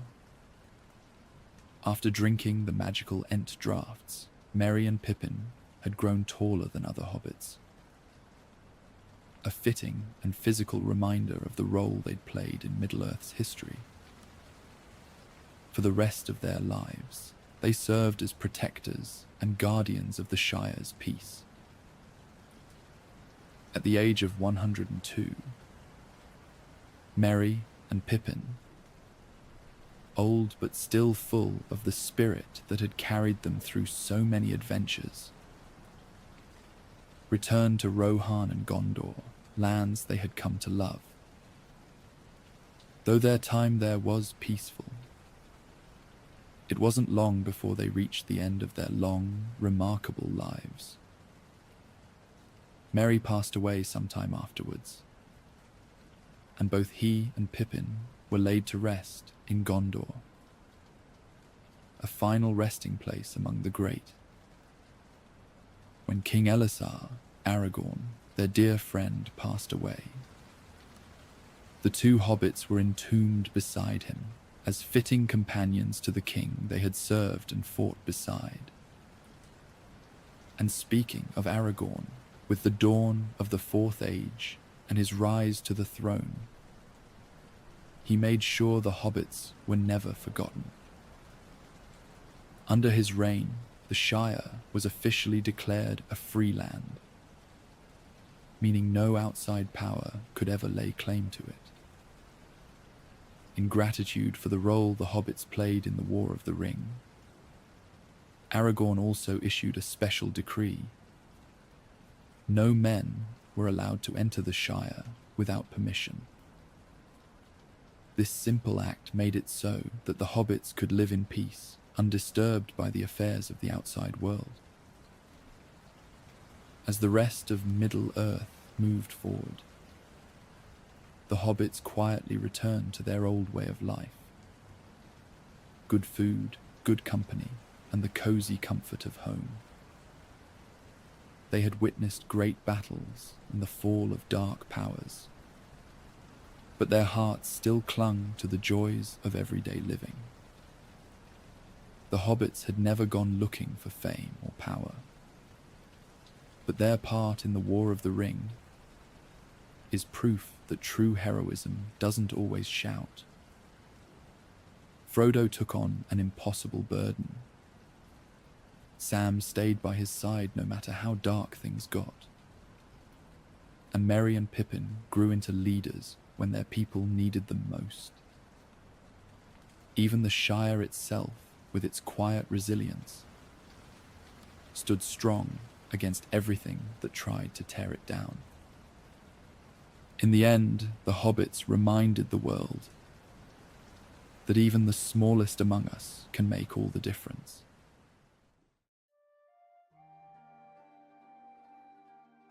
Next up is probably my favorite topic of them all, and that's the Witch King of Angmar and his ringwraiths.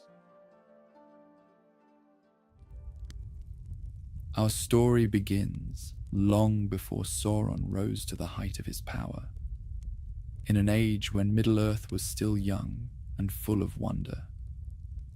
It was a time of great beauty, when the elves, Ilúvatar's firstborn, the creator of all that is, lived in harmony with the world. Their cities glittered with the light of the two trees, the sacred sources of light that illuminated the land before the sun and moon existed, untouched by the shadow that would one day spread across the land. Under the guidance of the Valar, powerful beings sent by Ilúvatar to shape and govern the world, the elves had long been masters of many arts. Their skill in crafting grew to be unmatched by any other race in Middle-earth.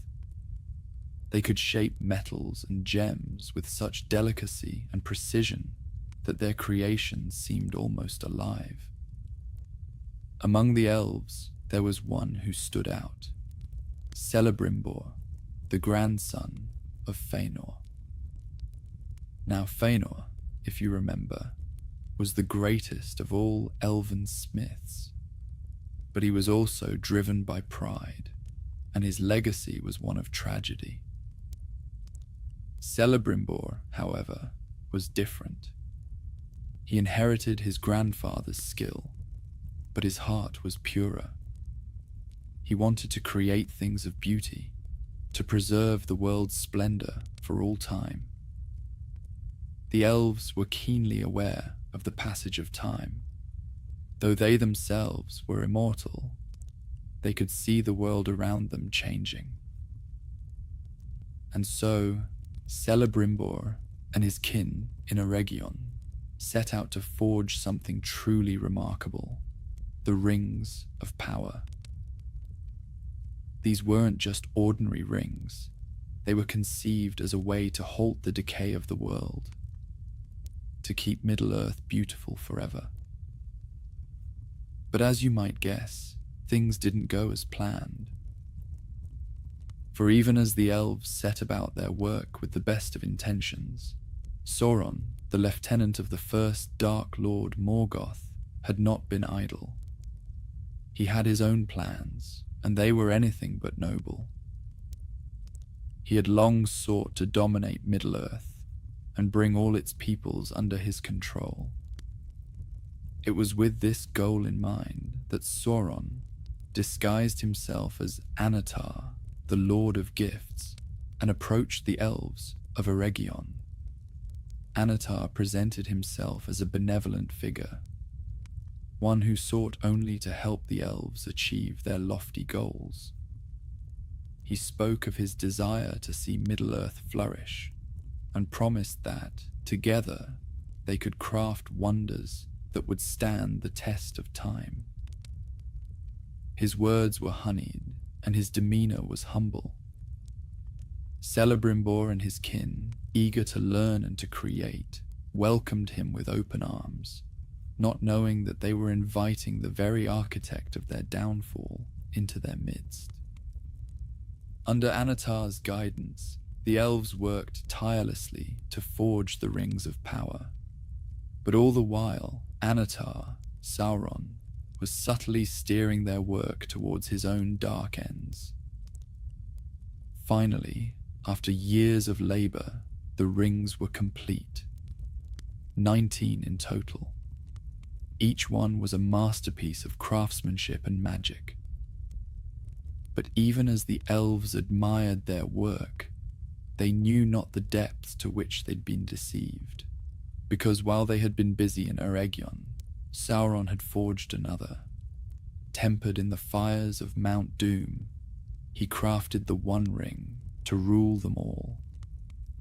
When Sauron put on the One Ring, the elves felt it immediately. It was like a dark presence reaching out to them, trying to take control. They realized too late that they'd been betrayed. In a desperate attempt to keep their rings out of Sauron's grasp, they hid them. But the damage was done. The rings were tainted, their fate tied to the One Ring, and to Sauron's will. The 19 Rings of Power were divided amongst 3 groups. 3 for the elven kings under the sky, 7 for the dwarf lords in their halls of stone, and 9 for mortal men doomed to die. Each of these rings was unique in its qualities and powers, tailored to the nature and desires of the beings who were meant to bear them. The three rings, known as Narya, Nenya, and Vilya, were the most powerful and pure of the rings of power. They were intended to preserve and protect, to heal the wounds of the world, and to keep alive the beauty of Middle-earth. Narya, the ring of fire, was meant to inspire and rekindle the spirits of those who fought against darkness. Nenya, the ring of water, was a symbol of protection and preservation. Its power bound to the secret places of nature. Vilya, the ring of air, was the mightiest of the three, with the power to heal and to ward off evil. These rings were given to the greatest of the elves, Galadriel, Elrond, and Círdan. But so long as Sauron wielded the One Ring, they feared to use them, lest he see their thoughts. But the 7 and the 9 were different. These rings were crafted with the direct involvement of Anatar, and were far more susceptible to Sauron's influence. The 7 rings were given to the Dwarf Lords, the rulers of the 7 great houses. These rings were intended to bring wealth and prosperity to their bearers, amplifying their natural talent for mining and craftsmanship. And indeed, the Dwarf Lords who received these rings became immensely wealthy, their hoards of treasure growing to unimaginable sizes. But there was a darker side to the power of the 7. Now, by their very nature and hardiness, the dwarves were quite resistant to Sauron's direct control. But instead, they became consumed by greed and avarice. Their desire for wealth became an obsession, driving them to delve ever deeper into the earth in search of riches. This greed ultimately led to the downfall of many of the great dwarven kingdoms, as they awakened things in the deep places of the world that should have remained undisturbed. The 9 rings were given to the greatest of men, kings, sorcerers, and warriors of immense power and ambition. The rings granted them great power, of course, extending their lives far beyond their natural span, essentially immortalizing them. But the rings also eroded their wills, corrupting their hearts and minds until they were no longer men, but wraiths, shadows of their former selves, bound to the will of Sauron for all eternity. These are the men who, through a long and painful process, would become known as the Ringwraiths, or Nazgul. I want to talk a little more about the process of this transformation. The inherent weakness of men is a theme that runs throughout most, if not all, of Tolkien's works, and it's rather clear to see why. Unlike the elves, who are already immortal, and unlike the dwarves, who are naturally hardy and resistant, men's lives are short, fleeting, and often filled with the unknown. It is this fear makes them particularly susceptible to the allure of power and the promise of immortality, a promise that the rings of power offered in abundance. The process of their transformation into ringwraiths was gradual, with multiple stages of corruption. But perhaps, through sheer ambition and folly, the kings of men did not notice the dark power feeding off of their doubts and fear until they were consumed by it. At first, the ring-bearers experienced only the benefits of their newfound power. They grew stronger, wiser, more influential. Their kingdoms flourished under their rule, and their subjects revered them as near gods.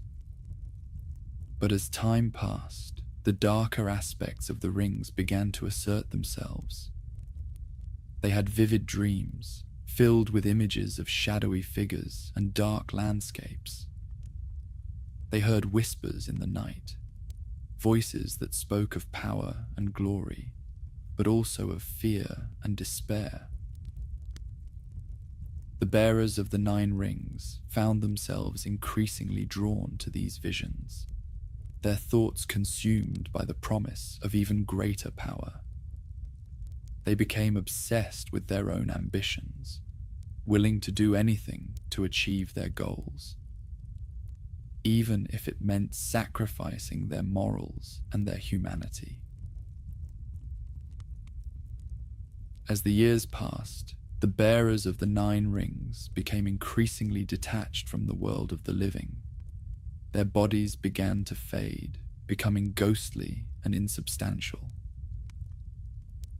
They could no longer feel the warmth of the sun or the coolness of the night air. Food and drink brought them no pleasure, and the company of others became a source of irritation rather than comfort. They retreated into their strongholds, isolating themselves from their subjects and surrounding themselves with darkness. And with that came the paranoia and distrust, seeing enemies and conspiracies where there were none. They grew even further obsessed with their own power, to the point where they could think of nothing else.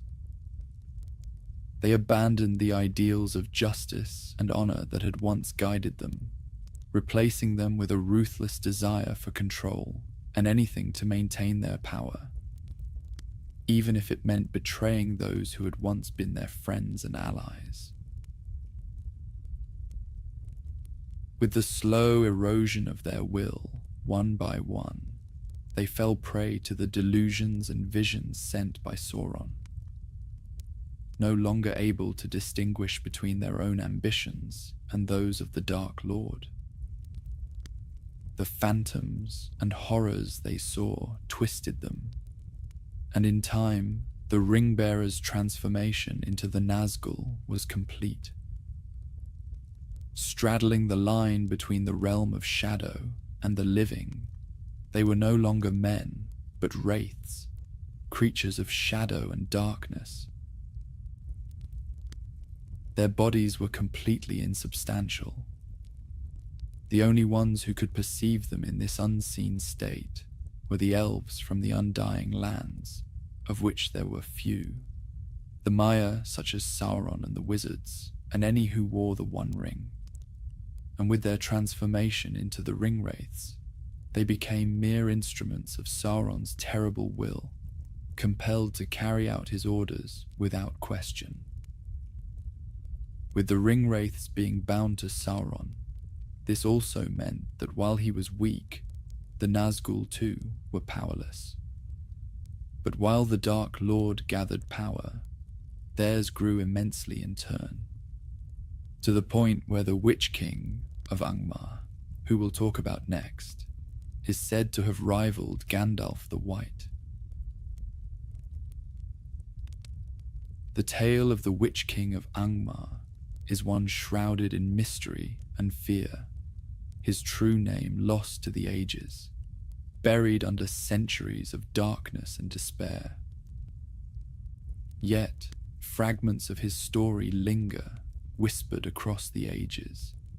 He was once a mighty sorcerer and a king, a man of great power and ambition, whose path led him into the deep and perilous ways of dark lore. Some say he was of the Númenóreans, those men who hailed from the blessed Isle of Númenor, gifted to them by the Valar as a reward for their valor in the ancient wars against Morgoth, the first Dark Lord. The Númenóreans were a people of pride and might, blessed with long life and wisdom beyond the reckoning of lesser men. But within Númenor, as within all great realms, there were those whose hearts grew cold and whose minds turned to darker purposes. In the Second Age, many among them fell under the shadow of Sauron, becoming known as the Black Númenóreans. These men were ensnared by the lies and promises of the Dark Lord, their souls twisted by greed and the lust for power. It was among those corrupted that Sauron discerned the potential for great malice in one sorcerer of particular skill. To this man, Sauron offered one of the rings of power, and over the years he was transformed from a king of men into a wraith. His identity erased, his will entirely subsumed by Sauron's. He became the Witch King of Angmar, the greatest and most feared of all the ringwraiths. He would set about enacting his master's long vengeance upon the realms in exile of the Dunedain, the descendants of the faithful of Númenor, who had escaped its destruction, and who subsequently brought him low with the last alliance. And so, he set his sights to the north. Before we start talking about Angmar and the conquest of the north, I want to speak a little bit on the actual appearance of the Witch King, and what sort of weapons and fell beasts he and the ringwraiths had in their arsenal. Clad in robes of pure darkness, the Witch King's appearance was a twisted, darkened reflection of the great power he once held in life. His form was shrouded in shadow, with a crown that hovered upon his invisible head, a symbol of his lost kingship, now perverted by the will of Sauron. Even his mere presence struck horrific fear into the hearts of armies, and with looks like that, how could it not have? But he also had the Morgul blade, a weapon as cursed as the one who bore it. To be struck by this blade was to invite a slow and agonizing transformation. The shard would embed itself in the victim's flesh, working its way ever closer to the heart, turning them into a lesser sort of wraith, a servant bound forever to the dark will of the Witch King. It was less so a weapon of death, and more a tool designed to rob its victim of their very soul. It was this very same blade that was used to wound Frodo on Weathertop, and it took the help of Elrond in Rivendell to heal the Morgul wound. There was also the Black Breath, a deadly miasma that the Witch King and the ringwraiths exhaled, sapping strength and hope from those around.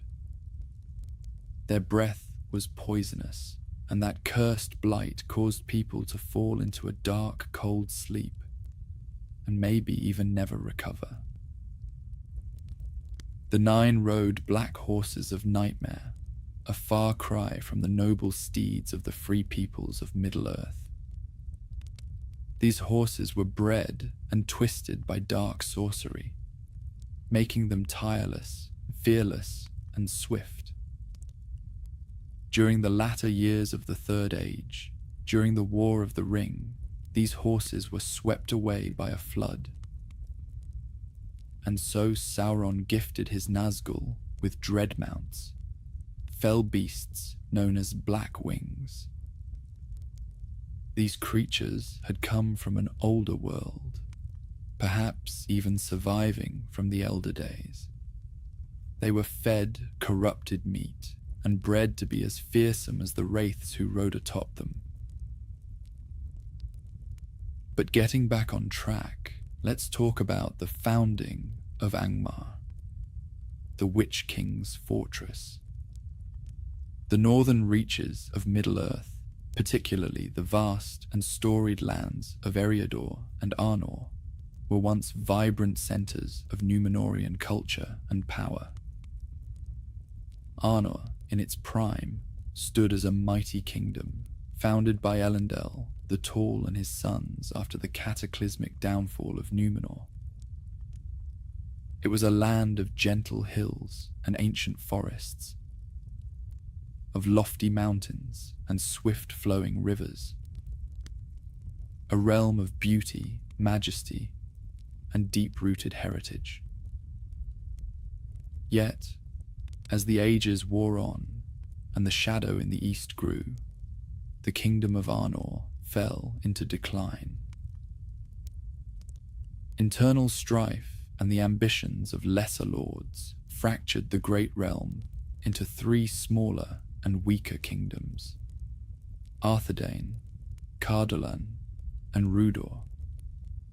This division, born of pride and discord, left the once united kingdom vulnerable to the encroaching darkness, a weakness that the Witch King of Angmar was quick to perceive and eager to exploit.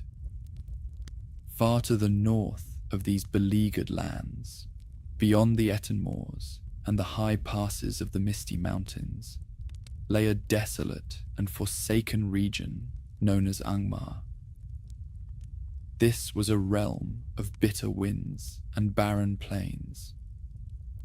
Few ventured into this inhospitable wilderness, and fewer still returned to tell the tale.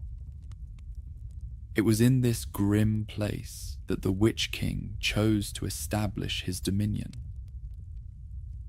Angmar, with its natural fortifications and strategic position, offered the perfect base from which to strike at the heart of the weakened northern kingdoms, while staying hidden from the vigilant eyes of the elves and the Dunedain.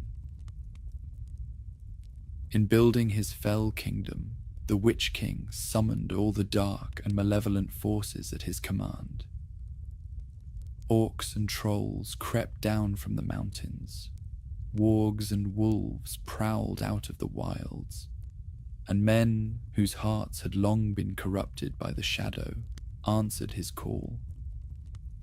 They flocked to Angmar, drawn by the promise of power and the opportunity to serve the most feared of their lord's servants. The capital of Angmar was established at Carndum, a fortress built into the mountains in the far west of the region. Carndum was a dark citadel where the forces of darkness gathered to do the Witch King's bidding. The fortress was surrounded by high walls and deep chasms, with only a few narrow passes leading to its gates. Within its walls, the Witch King's sorcerers and generals plotted the downfall of Arnor, while his armies marshalled for the coming war. The Witch King himself resided in Carndum, from where he ruled his kingdom with an iron fist. His power was greatest in Angmar, where the land bent to his will. The skies above the fortress were often darkened by storm clouds, and the air acrid with the stench of death and decay. Those who dared to enter his realm were met with unspeakable horrors, as the Witch King's magic twisted the natural world into something malevolent. Now, the war waged by the Witch King of Angmar against the northern kingdoms of Arnor was not a swift conquest, but rather a remorseless campaign, spanning many centuries.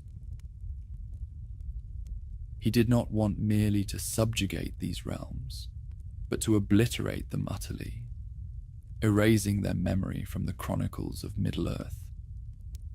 At the outset, the Witch King set about weakening the three sundered realms of Arnor.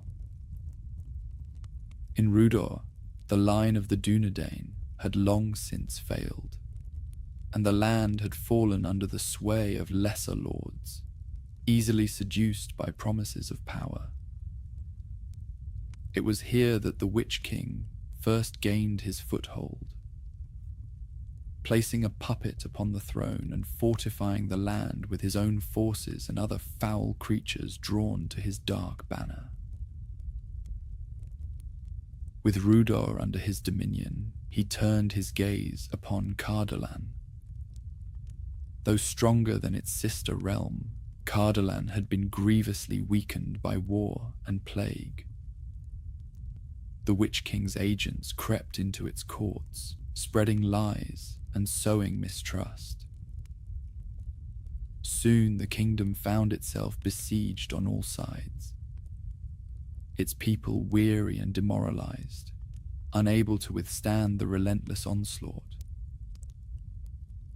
The Witch King's sorcery added to their misery, and he sent wights to haunt the barrows, driving the living to madness and despair. In the end, Cardolan was laid waste, its cities and fortresses reduced to rubble. With Cardolan in ruins and Rudor in thrall, the Witch King turned his full wrath upon Arthedain, the last stronghold of Númenórean power in the north. This realm, ruled by the line of Isildur, the great king who cut the One Ring from Sauron's hand, had long resisted the encroaching darkness, but now it stood alone against the might of Angmar. The Witch King gathered his forces at Carndum, and his army, vast and terrible, descended upon Arthedain in a series of brutal raids. The final blow came in the year 1974 of the Third Age at the Battle of Fornost. Fornost, the ancient capital of Arthedain, was a city of great strength and beauty, built by the Númenóreans in the days of their glory. But the Witch King knew that if Fornost fell, the last hope of Arnor would be extinguished. Clad in black armor, his form wreathed in shadow, he led his armies against the city. The Dunedain fought valiantly, but they were outnumbered and outmatched. One by one, the gates fell, and the Witch King's minions poured into the city. Thus Fornost fell, and with it the last vestige of the North Kingdom. The Witch King's victory was complete, and the once proud realm of Arnor was no more. Its lands left in darkness, and its people scattered to the winds. The light of Númenor had been extinguished in the north. But the triumph of the Witch King did not last. Even as darkness fell over the north, hope was rekindled in the hearts of free folk.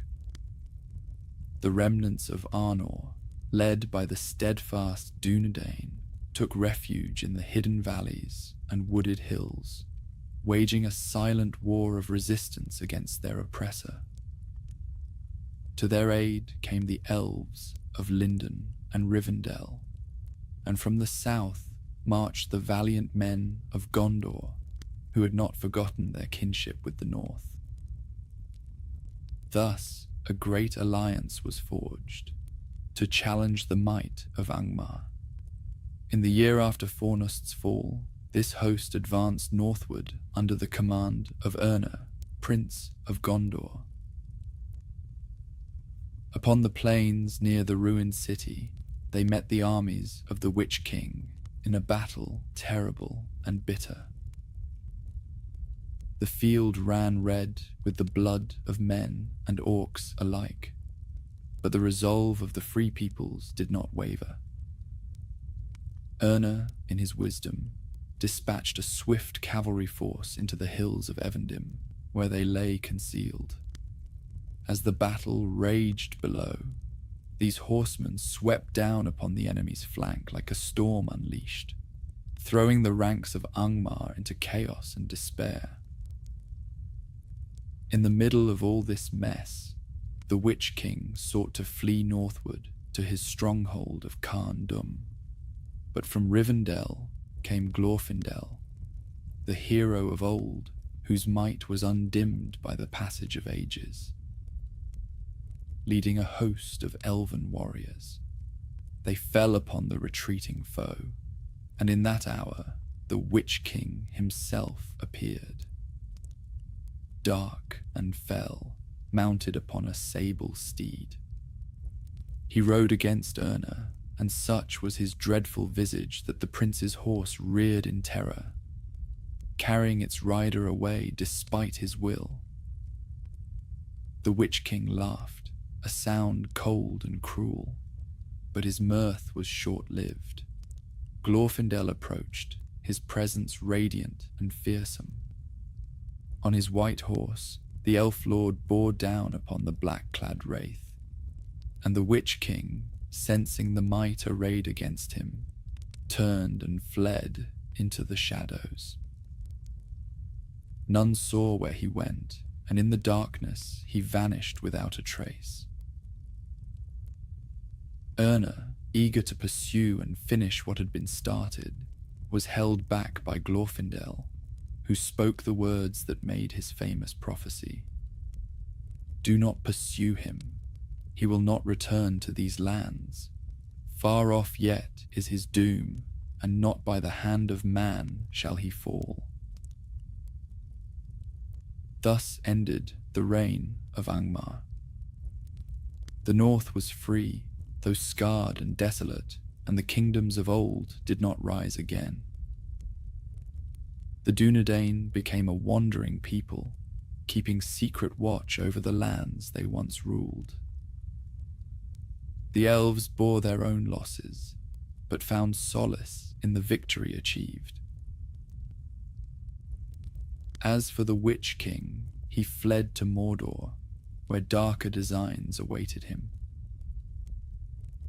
Though Sauron yet concealed himself in Dol Guldur, known only as the Necromancer, the 9 ring-wraiths gathered once more in the Black Land. There they labored to rebuild their master's strength, mustering hosts of orcs and creatures of shadow, preparing for the time when the Dark Lord would rise anew and cast his shadow over all Middle-earth.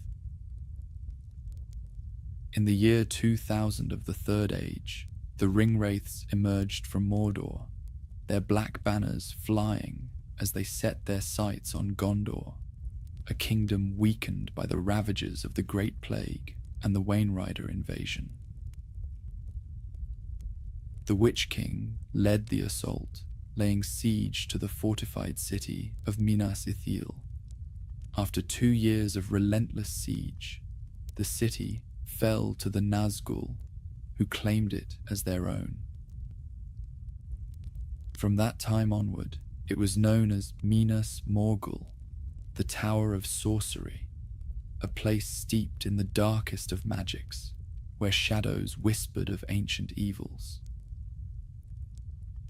As time passed, the Witch King's old foe, Erna, ascended to the throne of Gondor upon the death of his father, King Ernil. The Witch King, ever vengeful and seeking to settle old scores, challenged the new king to single combat. Erna, remembering his past encounter with the Witch King, refused the challenge, perhaps sensing the trap that lay within. But 7 years later, the challenge was issued again, and this time Erna could not resist. Filled with pride and anger, remembering his humiliation at their last encounter, he rode out from Minas Tirith to face the Witch King at Minas Morgul. There, in the shadow of the accursed tower, he vanished, and none saw him again. With his disappearance, the line of kings of Gondor came to an end, and the rule of the stewards began, a time of great uncertainty for the kingdom. The Witch King, having claimed yet another victory, retreated to his dark tower. Soon after, Sauron, still only known as the Necromancer, fled Dol Guldur to avoid the investigations of Gandalf and hid in the east. And the Nazgul remained quiet, biding their time in Minas Morgul as a constant, lurking threat that would endure for the next 400 years.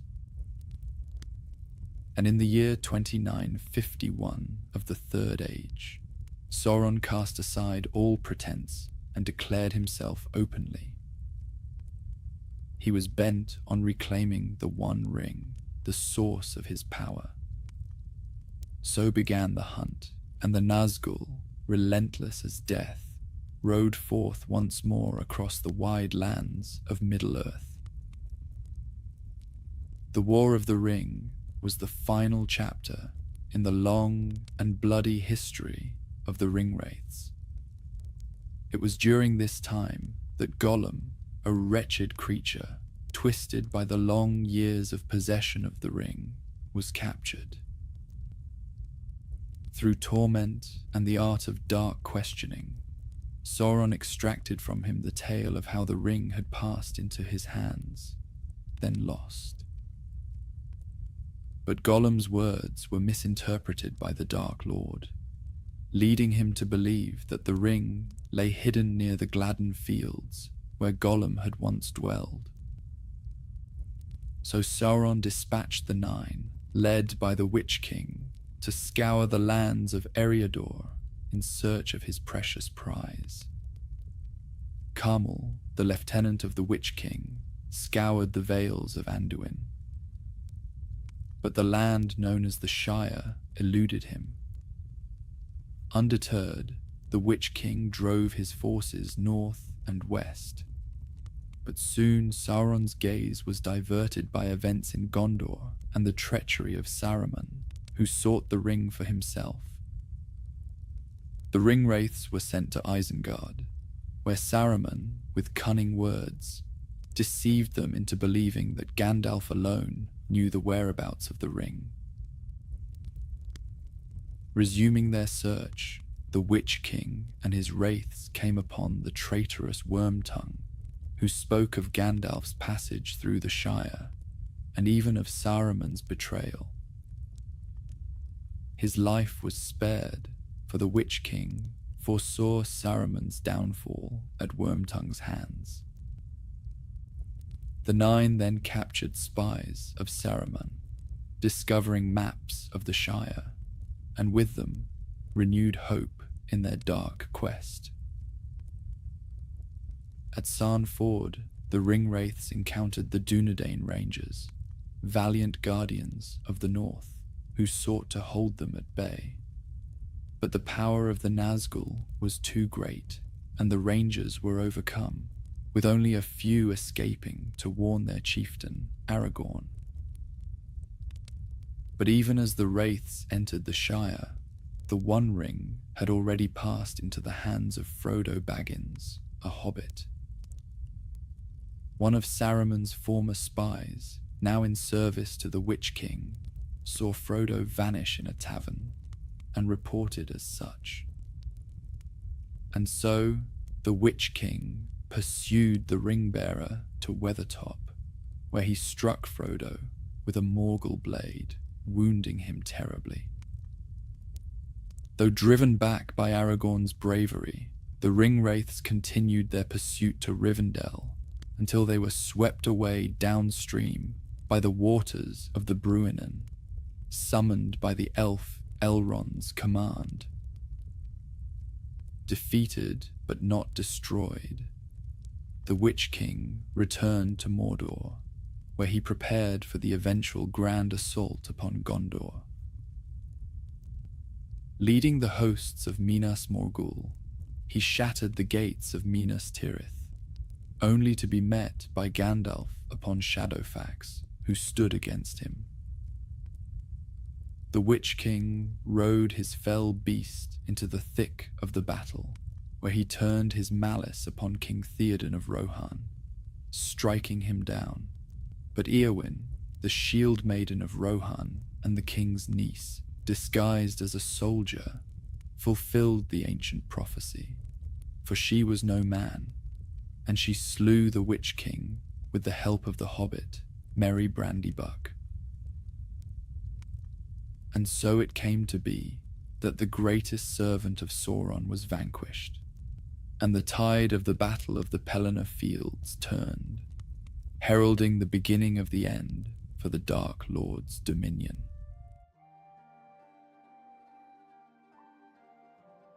And now let's talk about Aragorn, the High King of Gondor, or as he was once known, a simple ranger called Strider.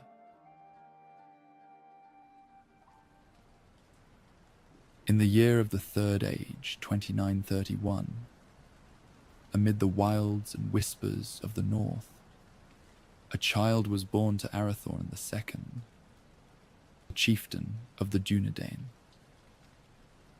It was a quiet hour under a waning moon, but those few who were present knew they had witnessed something of strange and sacred significance. Because this child, named Aragorn, was not merely another soul come into the world. He was a spark of the old blood, a flicker of hope in an age burdened by shadows. Aragorn's mother, Gilraen, held him close, with both fierce pride and a mother's protectiveness. But standing apart from her in the dim light of the dwelling was a figure of greater age and insight. Aragorn's grandmother, Iverwyn. Her gaze bore into the child with an intensity that none dared disturb, because there was something in her look, something that spoke of a future known to none but the wise. In a low voice, like the turning of an ancient wheel, she murmured a strange prophecy.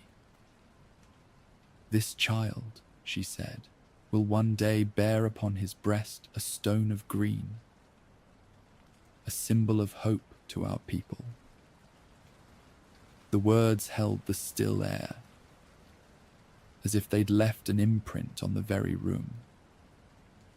Some claimed later that a shiver ran through them as she spoke, the ripples of distant yet looming destiny.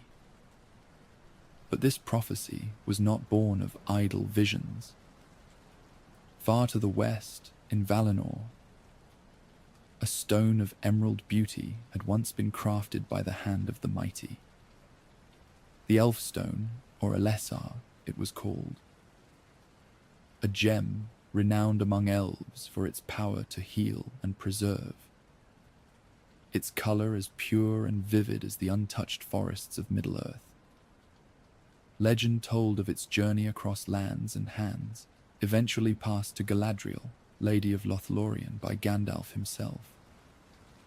And in that moment, in the quiet dimness of Aragorn's birthplace, the thread of that legend wound itself around the child's fate. So it was that Aragorn's life began not in the halls of kings, but in the simple, rough-hewn dwelling of the Dunedain, a people who were now scattered and hidden.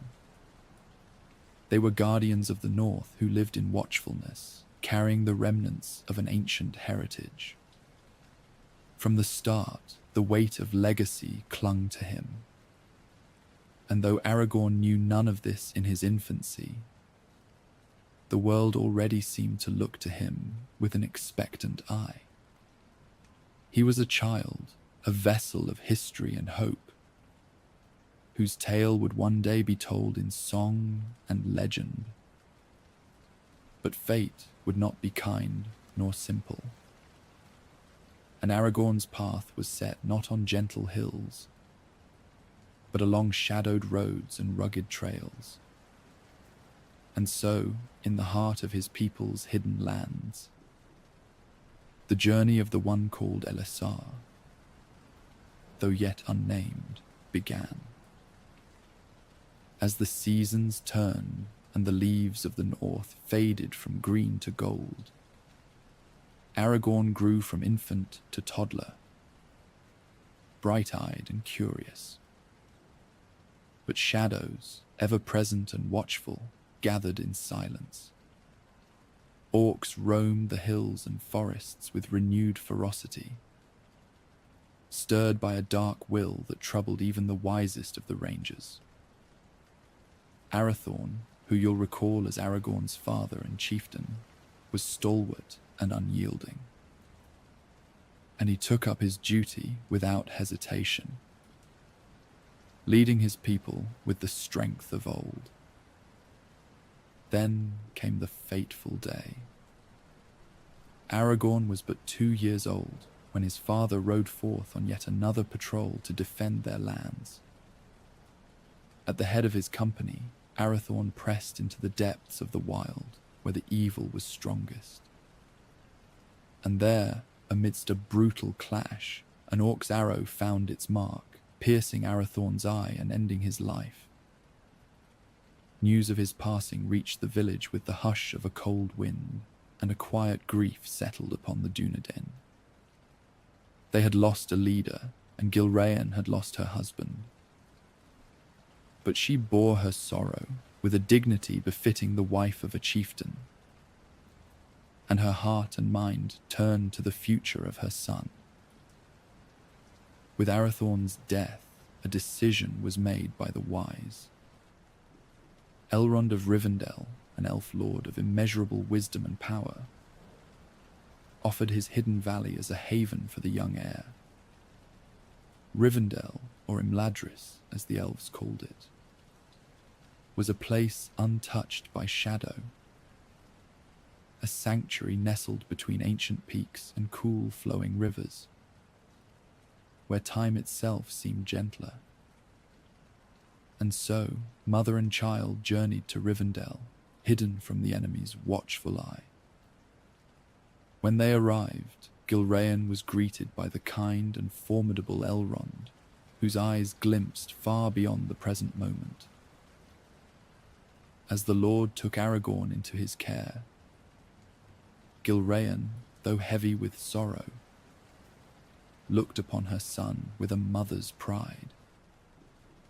She could not know the fullness of his destiny, nor the hardships that lay ahead, but she sensed that Rivendell would be the refuge he needed, a place where he could flourish.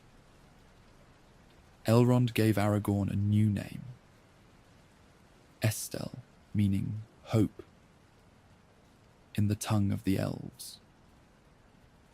To protect him from the ever-searching eyes of the enemy, Aragorn's true lineage was kept secret. He would grow up as Estel, knowing not the burden of his heritage, nor the ancient blood that ran through his veins. Instead, he grew among the fair folk under the timeless beauty of Rivendell, surrounded by tales of old, of Valinor, of Beren and Luthien, and of the wars that had shaped Middle-earth. His mind was nurtured on stories of courage and sacrifice, and his heart tempered by the wisdom and patience of Elrond. In Rivendell, Estel thrived. He was a boy of laughter and mischief, but there was a certain maturity about him, a sort of undercurrent of the strength and nobility that would one day define him. He learned the ways of the elves, their arts and lore, and he roamed freely through the valley's sun-dappled woods and moss-covered stones.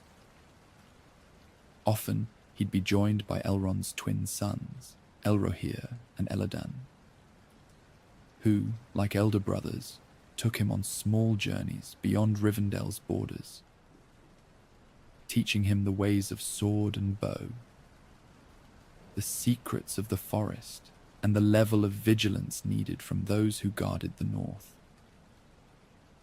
Estel became beloved in Rivendell, a child of both elves and men. But the shadow never truly left his life.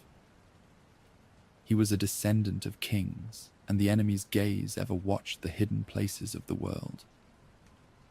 But for now, he was simply a boy, unaware of the path that awaited him beyond Rivendell's peaceful vale. Years slipped by like leaves drifting on a river, and Estel grew from a boy into a young man of 20. The serene beauty of Rivendell, with its silver-lit waterfalls and whispering trees, had become as much his home as the blood within his veins. He had become skilled in many things: swordsmanship, law, the art of tracking.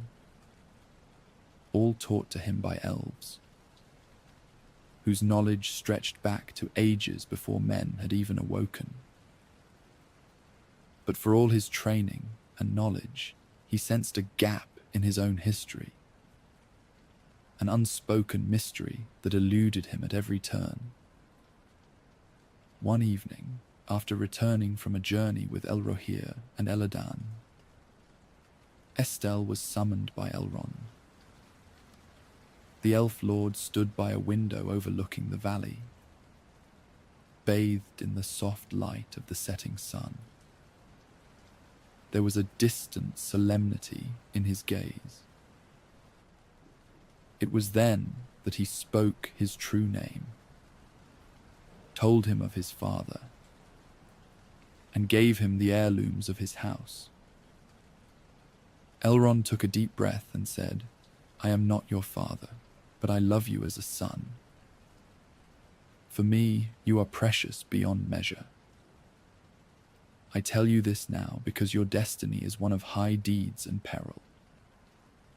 You are Isildur's heir, not for yourself alone, but to serve the greater good of Middle-earth." As part of this revelation, Elrond presented Aragorn with 2 heirlooms, relics of his noble lineage: the shards of Narsil and the ring of Barahir. The shards of Narsil, once a great sword, now broken, lay wrapped in cloth, glowing softly with a cold light.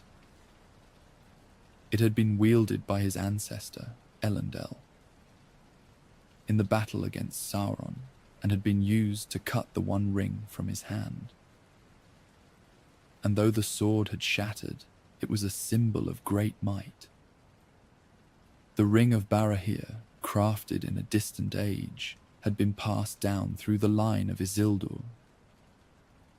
It was a silver band shaped like 2 serpents with emerald eyes, crowned with golden flowers, one devouring and the other supporting a crown. "These heirlooms belong to your house," Elrond said, his gaze steady. "In your hands, they are more than relics. They are the hope of your people. But remember, Aragorn, you are not yet their king. That path must be earned, not merely claimed." Aragorn took the ring and the shards, his life having been forever changed. In the following days, Aragorn would wander into the woods. He found himself drawn to a secluded glade, and there, under the canopy, he began to sing. It was a song of Beren and Luthien, a tale known to him since childhood. In the story, a mortal man had won the love of an elf maiden through courage and sacrifice, defying both death and darkness for her sake.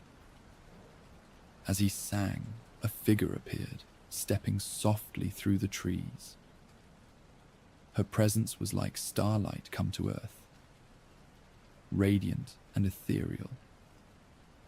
She wore a gown of silver and blue, her hair dark as midnight, and her eyes clear as a cloudless sky. Aragorn's voice faltered, for he thought himself caught in the enchantment of a dream. He thought her Luthien, reborn in beauty and grace. But in truth, she was Arwen, Eldrin's daughter, who'd just come back from her mother's homeland of Lothlorien, where she had been visiting her grandmother, Galadriel. Aragorn knew then that he had found the one who held his heart. She was his destiny, as woven into his life as the name he now carried. But Elrond, wise and watchful, would not give his daughter's hand lightly. No mere mortal chieftain could wed the daughter of an elf lord. And so, as the days of his youth waned, Aragorn prepared to walk a path that would lead him far from Rivendell, through lands of both beauty and peril, as he took up the life of a ranger. Taking leave of Gilraen, his mother, and of Elrond, Aragorn set forth into the wilderness. He wore a cloak of earthy hues, bound with a silver brooch in the shape of a star. In his travels, he was known by many names: Strider, the Grey Pilgrim, or simply the Ranger, a solitary figure moving unseen through the lands.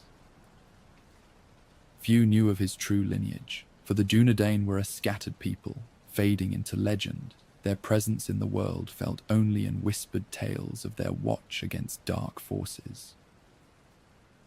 By the year of the Third Age, 2956, his path crossed with that of Gandalf the Grey, a chance meeting that would prove to be one of great importance. Together, the ranger and wizard shared tales, traded secrets of the wild, and discussed the shadow rising once more in the east. Their friendship grew strong, for they shared a common purpose, bound by a loyalty to the free peoples and a quiet understanding of the sacrifices required to protect them. Through Gandalf's counsel, Aragorn came to know of a peculiar land to the west, the Shire, a quiet corner of Middle-earth inhabited by hobbits, a folk largely untouched by the troubles of the world. Intrigued, he turned his watchful eyes to this land, learning its borders, its paths, and the simple ways of its people.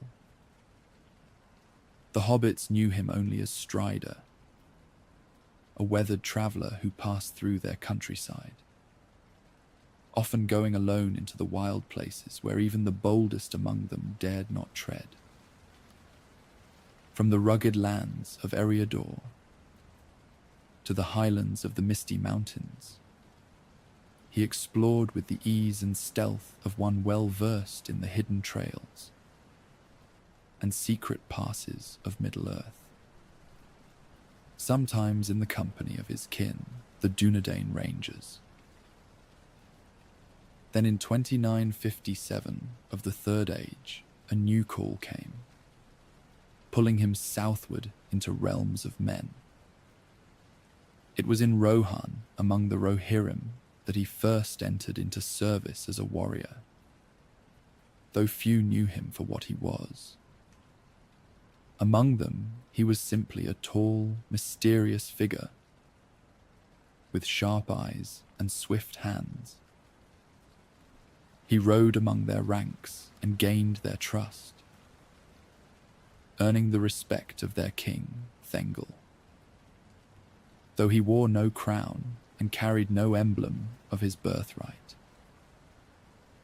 From Rohan, Aragorn travelled to Gondor, the realm of his forefathers, where he served under the steward Ecthelion II. But even here, he kept his true identity cloaked, for his purpose was not yet to claim, but to serve. Among the men of Gondor, he became known as Thorongil, meaning Eagle of the Star, a name inspired by the silver star he wore upon his cloak. He fought like a lion, leading his men in skirmishes against the dark forces that threatened the land. He was trusted by the steward and beloved by those he led. Yet among them, one grew wary of him. Denethor, the son of Ecthelion, a man of deep pride. Denethor sensed the mystery in Aragorn, maybe even knew that he was the heir of Isildur, and he grew to mistrust him, suspecting that this stranger and Gandalf the Grey plotted together to undermine his future claim to the stewardship. But Aragorn harboured no ambition beyond service, and he sought only to defend Gondor's people from the encroaching dark. When the steward of Gondor feared an imminent attack from Mordor, Aragorn offered counsel. With Gandalf's advice, he warned of a danger that lay in the south. The corsairs of Umbar, a threat long overlooked. Ecthelion listened, entrusting him with a small fleet. In the dead of night, Aragorn led a daring raid on Umbar, burning the ships of the corsairs and slaying the captain of the haven. The victory was swift, with few casualties on his side, and Aragorn would have returned to Gondor a hero. But he did not make the journey to Minas Tirith to receive the accolades of those he had saved. Instead, he left a farewell message, speaking of tasks that called him elsewhere, and he vanished like a wraith retreating before the light. The men of Gondor were left in wonder and dismay, their tales of Thorongil spreading through taverns and halls. But Aragorn's journey was far from over, and his path stretched into lands of the east and south, as he sought to understand the hearts of men, both good and evil, and to learn the plot and devices of those who served the Dark Lord. He saw firsthand the sway that Sauron held over the minds of men. He travelled to places where the stars were strange and delved into the dwarven mines of Moria. In 2980, Aragorn went to Lothlorien, and there he saw Arwen again. Aragorn gave her the ring of Barahir, the precious family heirloom he'd gotten on his 20th birthday. On the hill of Serin Amroth, with the world quiet around them, Arwen made her choice. She promised herself to him, deciding to leave behind her elven immortality, knowing she'd eventually grow old by his side. But Elrond had not changed his mind. He loved Aragorn like a son, yes, but he was also a father, and he knew what Arwen's decision would mean. If she married a mortal, she'd take on a mortal's fate, and he would lose her forever. So the deathless Elrond said that he'd only give his blessing if Aragorn became king of both Gondor and Arnor. Elrond wanted to be sure that, if Arwen gave up eternity, it would be for a future worth her sacrifice. He also worried about her happiness, fearing the pain of outliving her own kin and the heartbreak of watching Aragorn pass away. By the year 3001 of the Third Age, his path crossed once more with that of Gandalf the Grey, who bore troubling tidings. The wizard had begun to suspect that the ring found by Bilbo Baggins, a hobbit of the Shire, was no ordinary trinket but the One Ring, the very source of Sauron's malice and power, lost for centuries but never forgotten by its master. The enemy sought the ring, and if he were to get his hands on it, all hope would be extinguished. The wizard's suspicions, though unconfirmed at that point, were enough to set Aragorn on a new and perilous mission. He would hunt for Gollum, the creature who had possessed the ring before Bilbo, and whose knowledge might hold the key to understanding the full extent of the danger. But Gollum was slippery, seeping like a shadow into the hidden crevices of Middle-earth. Aragorn tracked him from the misty mountains to the marshes near Mirkwood, following whispers and rumours, faint tracks in the mud, and signs of a creature that lived in darkness. The search took years, with Gollum always seeming just out of reach. Finally, in 3017, Aragorn's persistence bore fruit.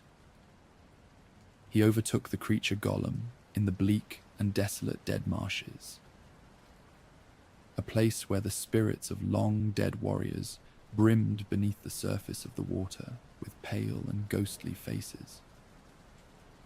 Gollum fought with the desperation of a cornered animal, but Aragorn subdued him. The creature was wretched and pitiful, and he had wide and haunted eyes. Aragorn felt both sorrow and revulsion for him. For here was a soul utterly destroyed by its desire for the ring, a mirror of what any mortal might become under its spell. With Gollum in his charge, Aragorn began the long journey northward.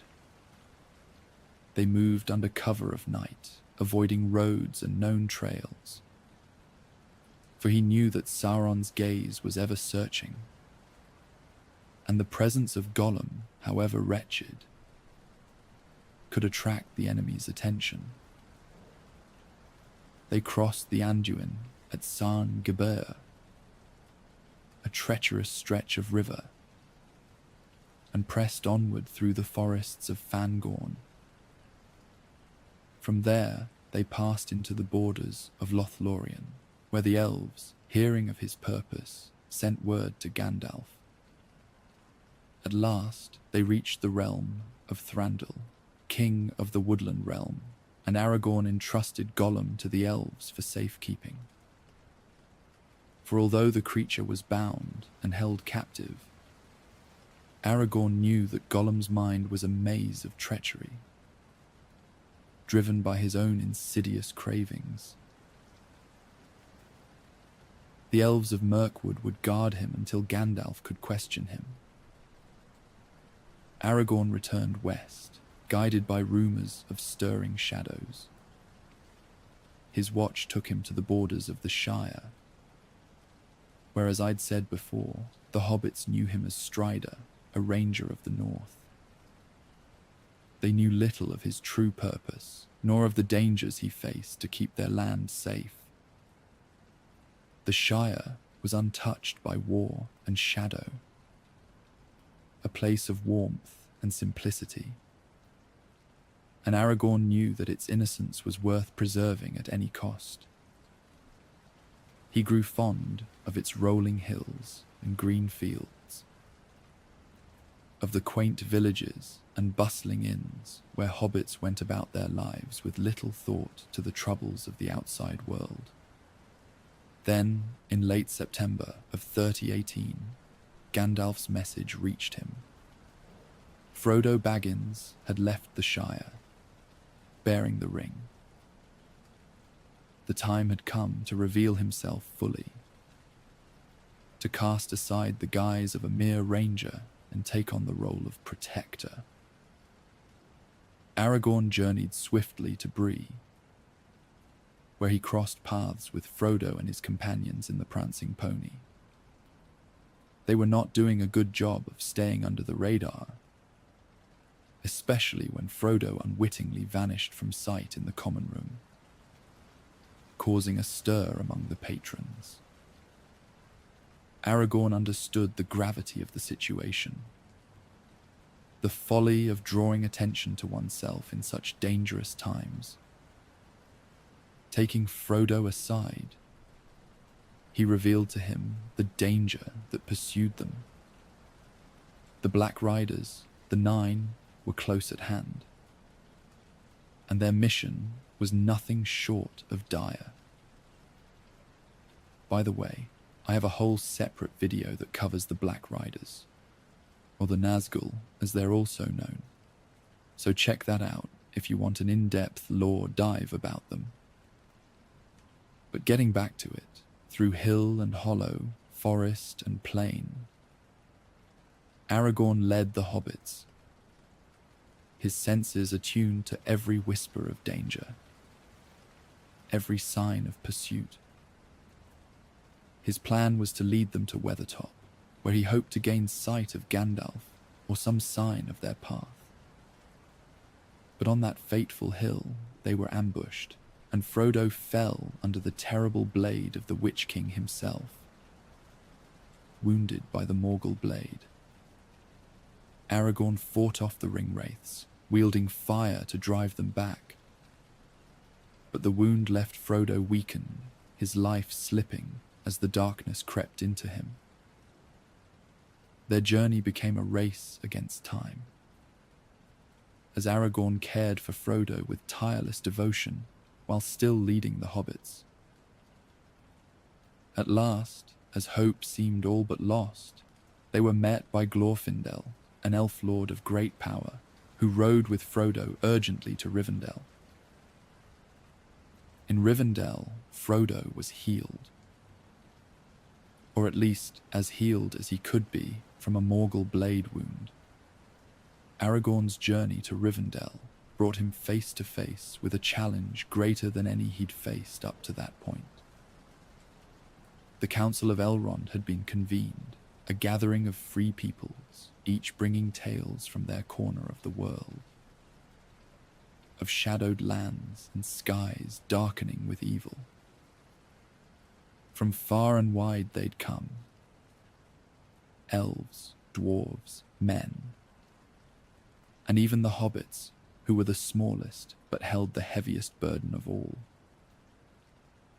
As the council debated the fate of the One Ring, it became clear that there was only one path forward. The ring must be destroyed, and only in the fires of Mount Doom could it be unmade. But this journey into the heart of Mordor was not one for any single being to face alone. And so, a fellowship was forged, a company of 9, bound by a shared purpose. Aragorn, of course, was among them, not only as a warrior, but as a guide and protector, sworn to defend the ring-bearer and to see the quest through, no matter the cost. In preparation for the journey, the shards of Narsil were brought before him. An elven smith set to work, reforging the ancient blade of his forefathers after 3 millennia. The sword was made anew, carrying the name Andúril, Flame of the West. It was a weapon of unparalleled craftsmanship, one befitting the heir of Isildur. Their path led first through the wild, moving southward under the shade of towering mountains. And soon, the Fellowship found themselves pressed against the cruel winter winds of the Redhorn Pass. Through the biting cold, it became clear that the pass would not yield. Faced with no other choice, Gandalf chose the road through Moria, an ancient dwarven kingdom now shrouded in darkness and ruin. Aragorn spoke against this choice because he harbored an old and unshakable fear of Moria, a memory of past evil from when he'd last been there. But his voice was overruled, and so they descended into the depths of the earth, into the halls of stone from a lost age. The mines of Moria were a labyrinth of forgotten lore, where ancient columns stretched up till they disappeared from view, and unseen creatures stirred in the blackness. And there, deep within, they encountered the Balrog, Durin's bane, a creature of flame and shadow. In that fierce battle, Gandalf fell. Of course, Aragorn felt the weight of his old friend's loss like a wound upon his heart. But the rest of the members of the Fellowship looked to him, and he rose to the challenge, assuming the mantle of leader in Gandalf's stead.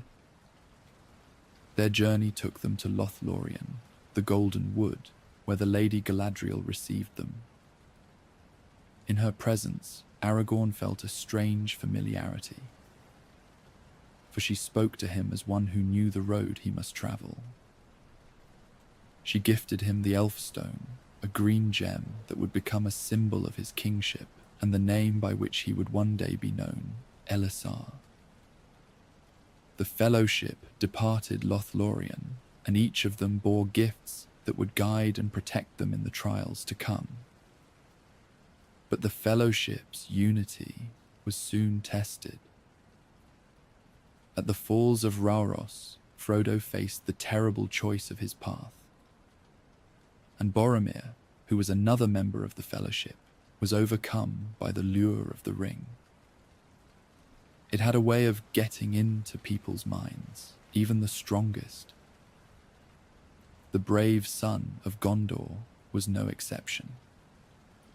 He loved his people and saw the ring as a weapon to protect them. So he tried to take it from Frodo. In that moment, Aragorn's heart was torn. He knew the struggle Boromir was facing, because he felt it too. The urge to protect, to wield power for what he believed was right. But instead of giving in, Aragorn chose to honor Frodo's decision. He let Frodo go off with Sam, and Aragorn chose to pursue the hobbits that were caught and taken by Saruman's Uruk-hai. Brutal warriors bred to follow dark orders without question. To look for and rescue Merry and Pippin, he formed a small company with Legolas, the elf, and Gimli, the dwarf. Together, they became the Three Hunters, bound by loyalty and friendship as they chased the Uruk-hai across the plains of Rohan.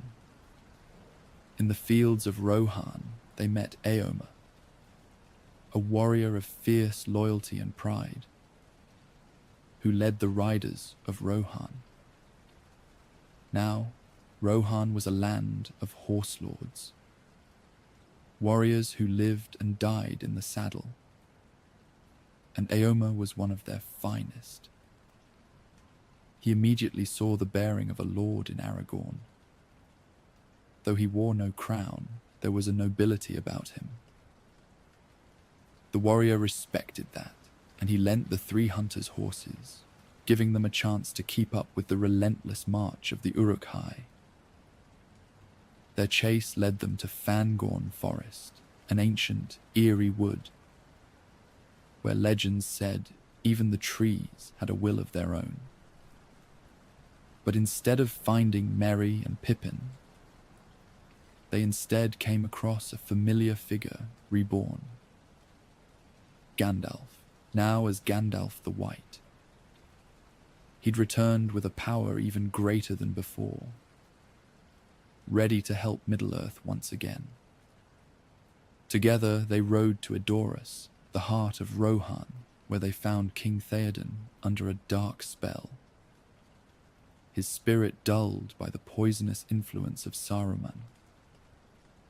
Side by side with the riders of Rohan, Aragorn fought in the Battle of Helm's Deep, where his leadership and courage turned the tide against the forces of Saruman. After the fierce stand at Helm's Deep, Gandalf came to Aragorn with a message from Elrond, a reminder of his destiny, of courage, and of a hidden road only he could take. He said to him, "The days are short. If thou art in haste, remember the paths of the dead." And with this message came a standard, a gift from Arwen. It wasn't just a banner. It was more so a symbol of Aragorn's claim to the throne, and a call to step forward into the legacy of his forebears. The shadow over Middle-earth grew heavier as Sauron's forces swarmed. With little time left, Aragorn called upon the Grey Company, those loyal rangers of the north who had long watched over the land in secret. He was also joined by the elven brothers Elladan and Elrohir, who you'll remember are the sons of Elrond. These two were close kin to Aragorn, since they'd grown up together in Rivendell and all, and they had brought grave tidings of their father's vision. It was clear. Aragorn needed to go south to aid Gondor. and there was only one path quick enough to take him there in time. The paths of the dead. Now, the paths of the dead were no ordinary road. Centuries ago, the men of the White Mountains had sworn an oath to Isildur, the king who'd fought Sauron in the last alliance. But when the time came to fulfill that oath, they had fled, fearing Sauron's power more than they feared breaking their word. Isildur cursed them to linger in death until they honored their pledge, leaving them as restless spirits in the mountains, feared by all who came near. Aragorn, though, was the heir of Isildur, and by that ancient right, he could call upon these dead men, compelling them to fight. At Dunharrow, Aragorn turned toward that haunted path with the Grey Company at his back. As they passed into the mountain, they heard only the whispers of long-lost voices. The dead men appeared, grim and silent, their eyes like dim embers in the dark.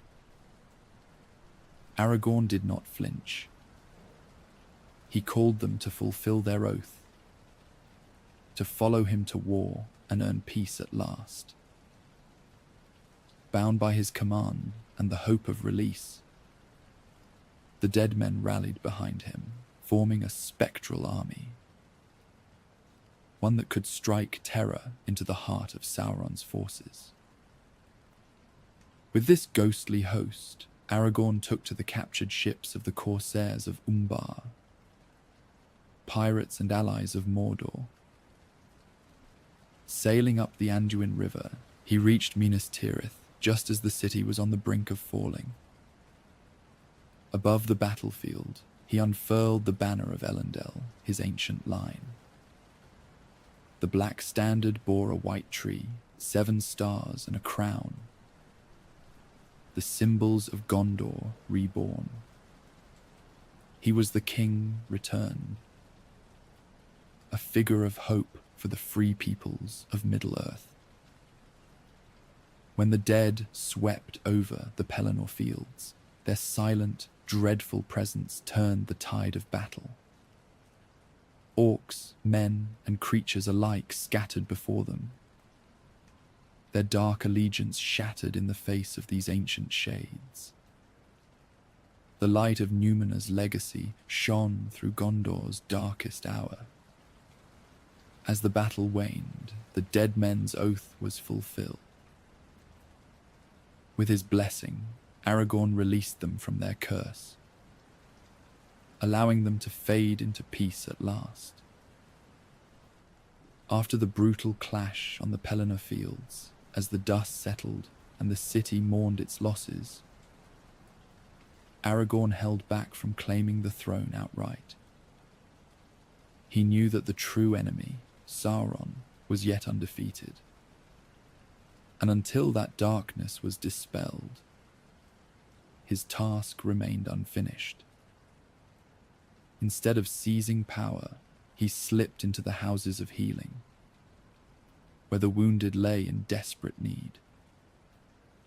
It was here, tending to the gravely injured Éowyn and Faramir, as well as countless soldiers, that Gondor's people began to whisper of him.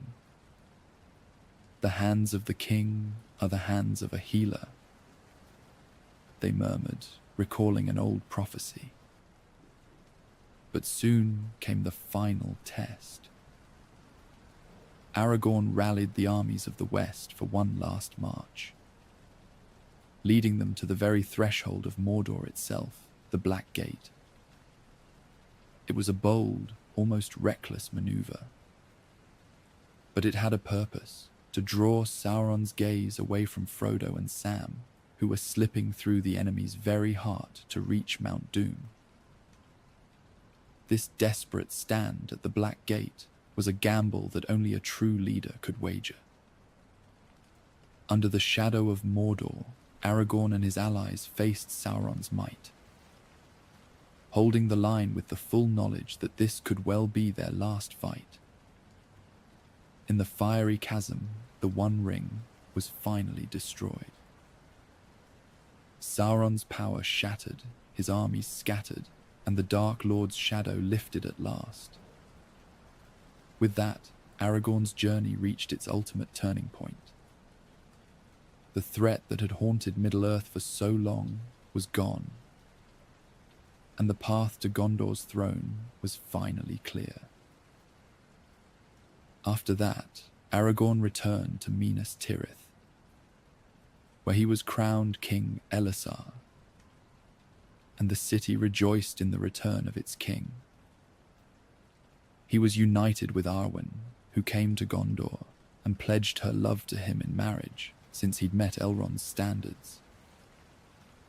Under his reign, peace blossomed in the reunited kingdom of Gondor and Arnor, and Aragorn ruled with wisdom and justice, his life a testament to the strength, courage, and hope that had guided him from the wilds of the north to the throne of the west. As king, Aragorn restored order, with a firm yet compassionate hand. He was known for his fairness, his ability to see into the hearts of his people, and the humility with which he ruled. No deed was too small to escape his notice, no subject too lowly for his care. In his early days, he traveled throughout the lands, meeting the people of Gondor and Arnor, understanding their hopes and fears, and bringing a quiet assurance that they had not known in many lifetimes. He was a warrior king, but he carried a healer's touch, tending to the wounds of both the land and its people. One of Aragorn's first acts was to make peace with the Easterlings and the Haradrim, former enemies who had been subjugated by Sauron's influence. He offered terms of friendship and allowed those who wished to dwell in peace to settle and rebuild. It was not an easy task, because distrust ran deep on both sides. With wisdom, he established embassies and trade, opening new channels of communication and building a bond between nations that had once been torn by strife. In the land of Mordor, he took special care, freeing the slaves and restoring the lands around the Sea of Númenor to the freed peoples, creating a place where they could someday find redemption and a new life. Mordor was no longer the heart of darkness, but a place where life could grow, guided, of course, by Aragorn's compassion and foresight. In Gondor, he appointed Faramir, the loyal son of Denethor, as steward and prince of Ithilien. Under Faramir's watchful eye, Ithilien flourished, a green jewel on Gondor's eastern border, where trees and flowers grew once more. Aragorn honored the courage of Faramir and Éowyn, recognizing their strength as both a shield and a foundation for the kingdom's future. He declared the Druiden Forest a protected enclave, granting it to the Druidin who had aided Gondor in its darkest hour.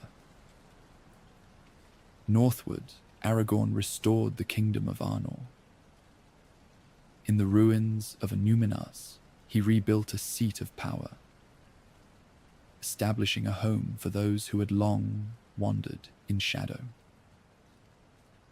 The Dúnedain Rangers became a recognized force once more, their valiant service no longer confined to secrecy, and their honor restored among the free peoples. The Shire itself remained untouched, as Aragorn had promised. He decreed it a free land under the protection of the Northern Kingdom, forbidding men from entering its borders. He offered the Shire lands up to the Emin Baraid, and he respected its peace as a show of his love for the simple and untroubled lives of its people. To the hobbits, he was remembered with great fondness as Strider, our friend who kept us safe. As he grew older, his reign brought stability and peace, so that the shadows that had once darkened Middle-earth seemed distant memories. But he was mindful of the passing of time, knowing that even kings must answer the call of fate. In the Fourth Age, Aragorn felt the weight of his years. He sensed that his time was nearing its end. True to the heritage of the Númenóreans, he chose to relinquish life willingly, an act that preserved his dignity and left him at peace. He summoned his family, giving his farewells with wisdom and kindness.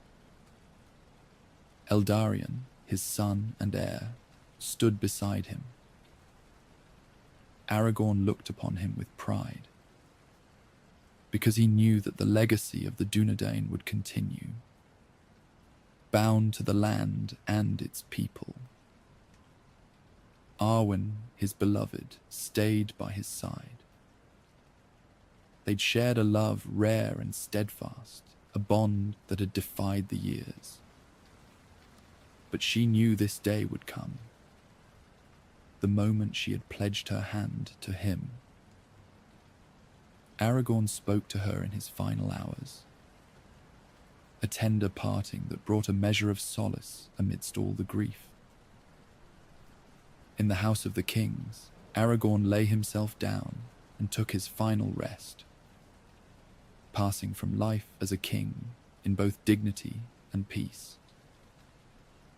His passing marked the end of an era, and the people of Gondor and Arnor mourned deeply, because they knew they had lost a ruler unlike any before him.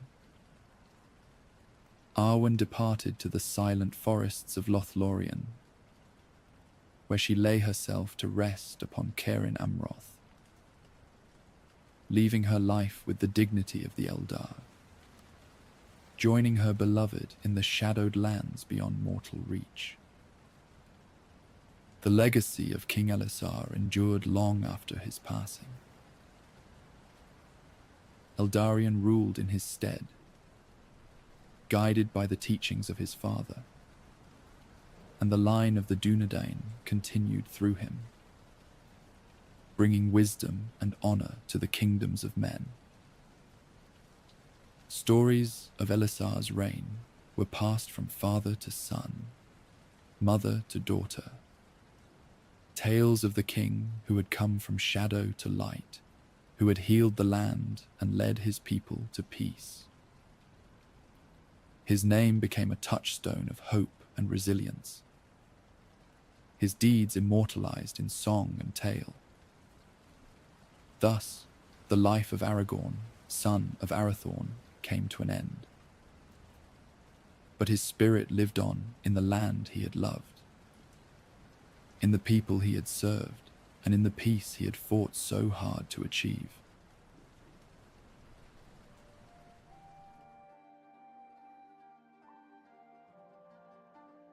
Now it's time for Tolkien's dragons, which are without a doubt some of the coolest in all of fiction.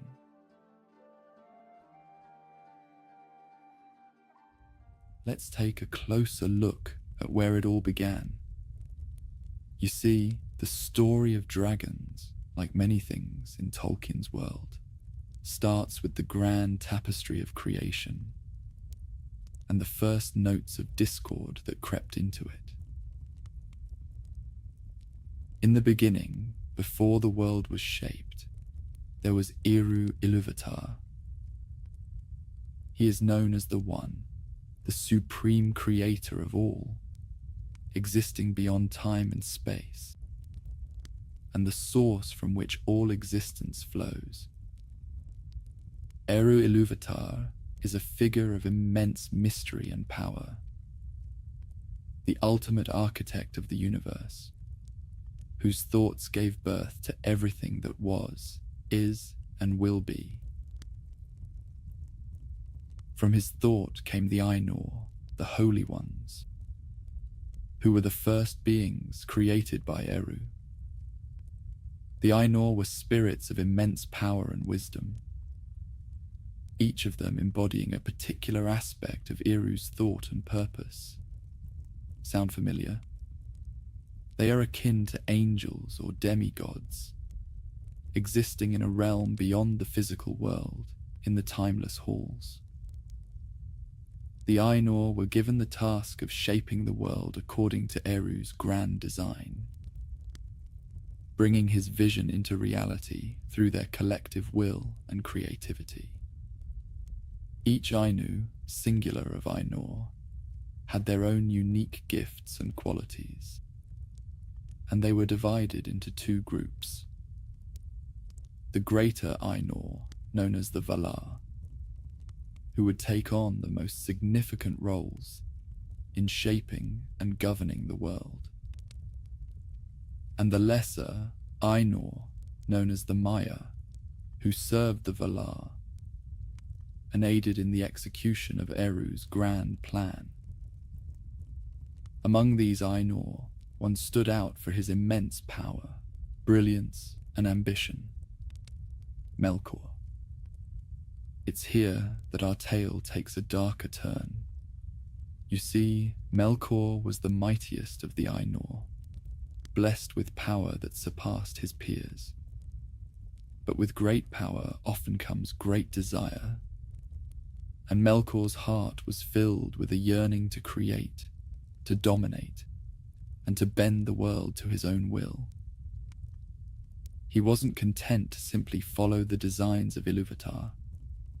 No, Melkor wanted to craft his own.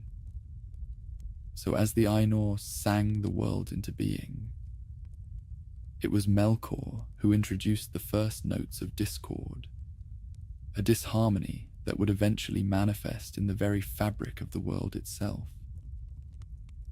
This discord sowed the seeds of evil and set the stage for all the dark things that would follow.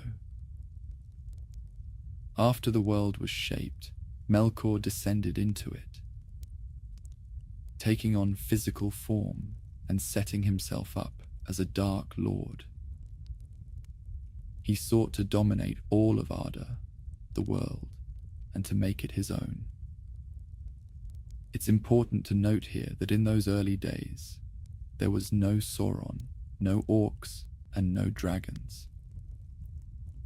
There was only Melkor, the first Dark Lord, and his insatiable hunger for power.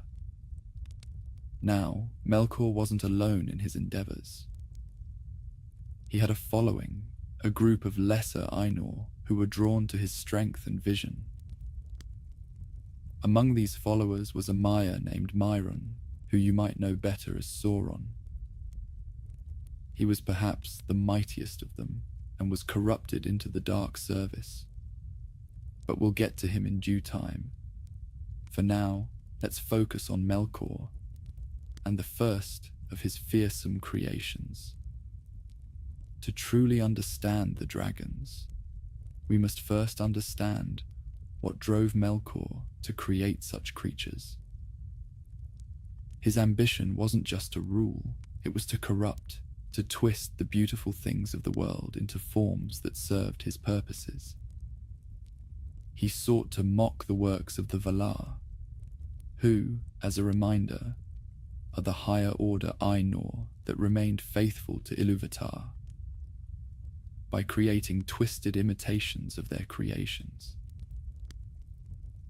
Where the Valar created light, life, and beauty, Melkor brought forth darkness, destruction, and fear.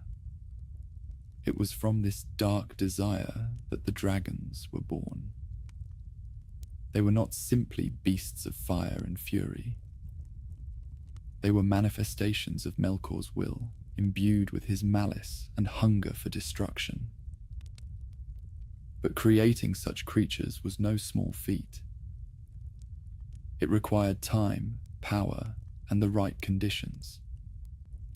The first of these mighty beasts, the progenitor of all dragons in Middle-earth, was Glaurung, known as the Father of Dragons.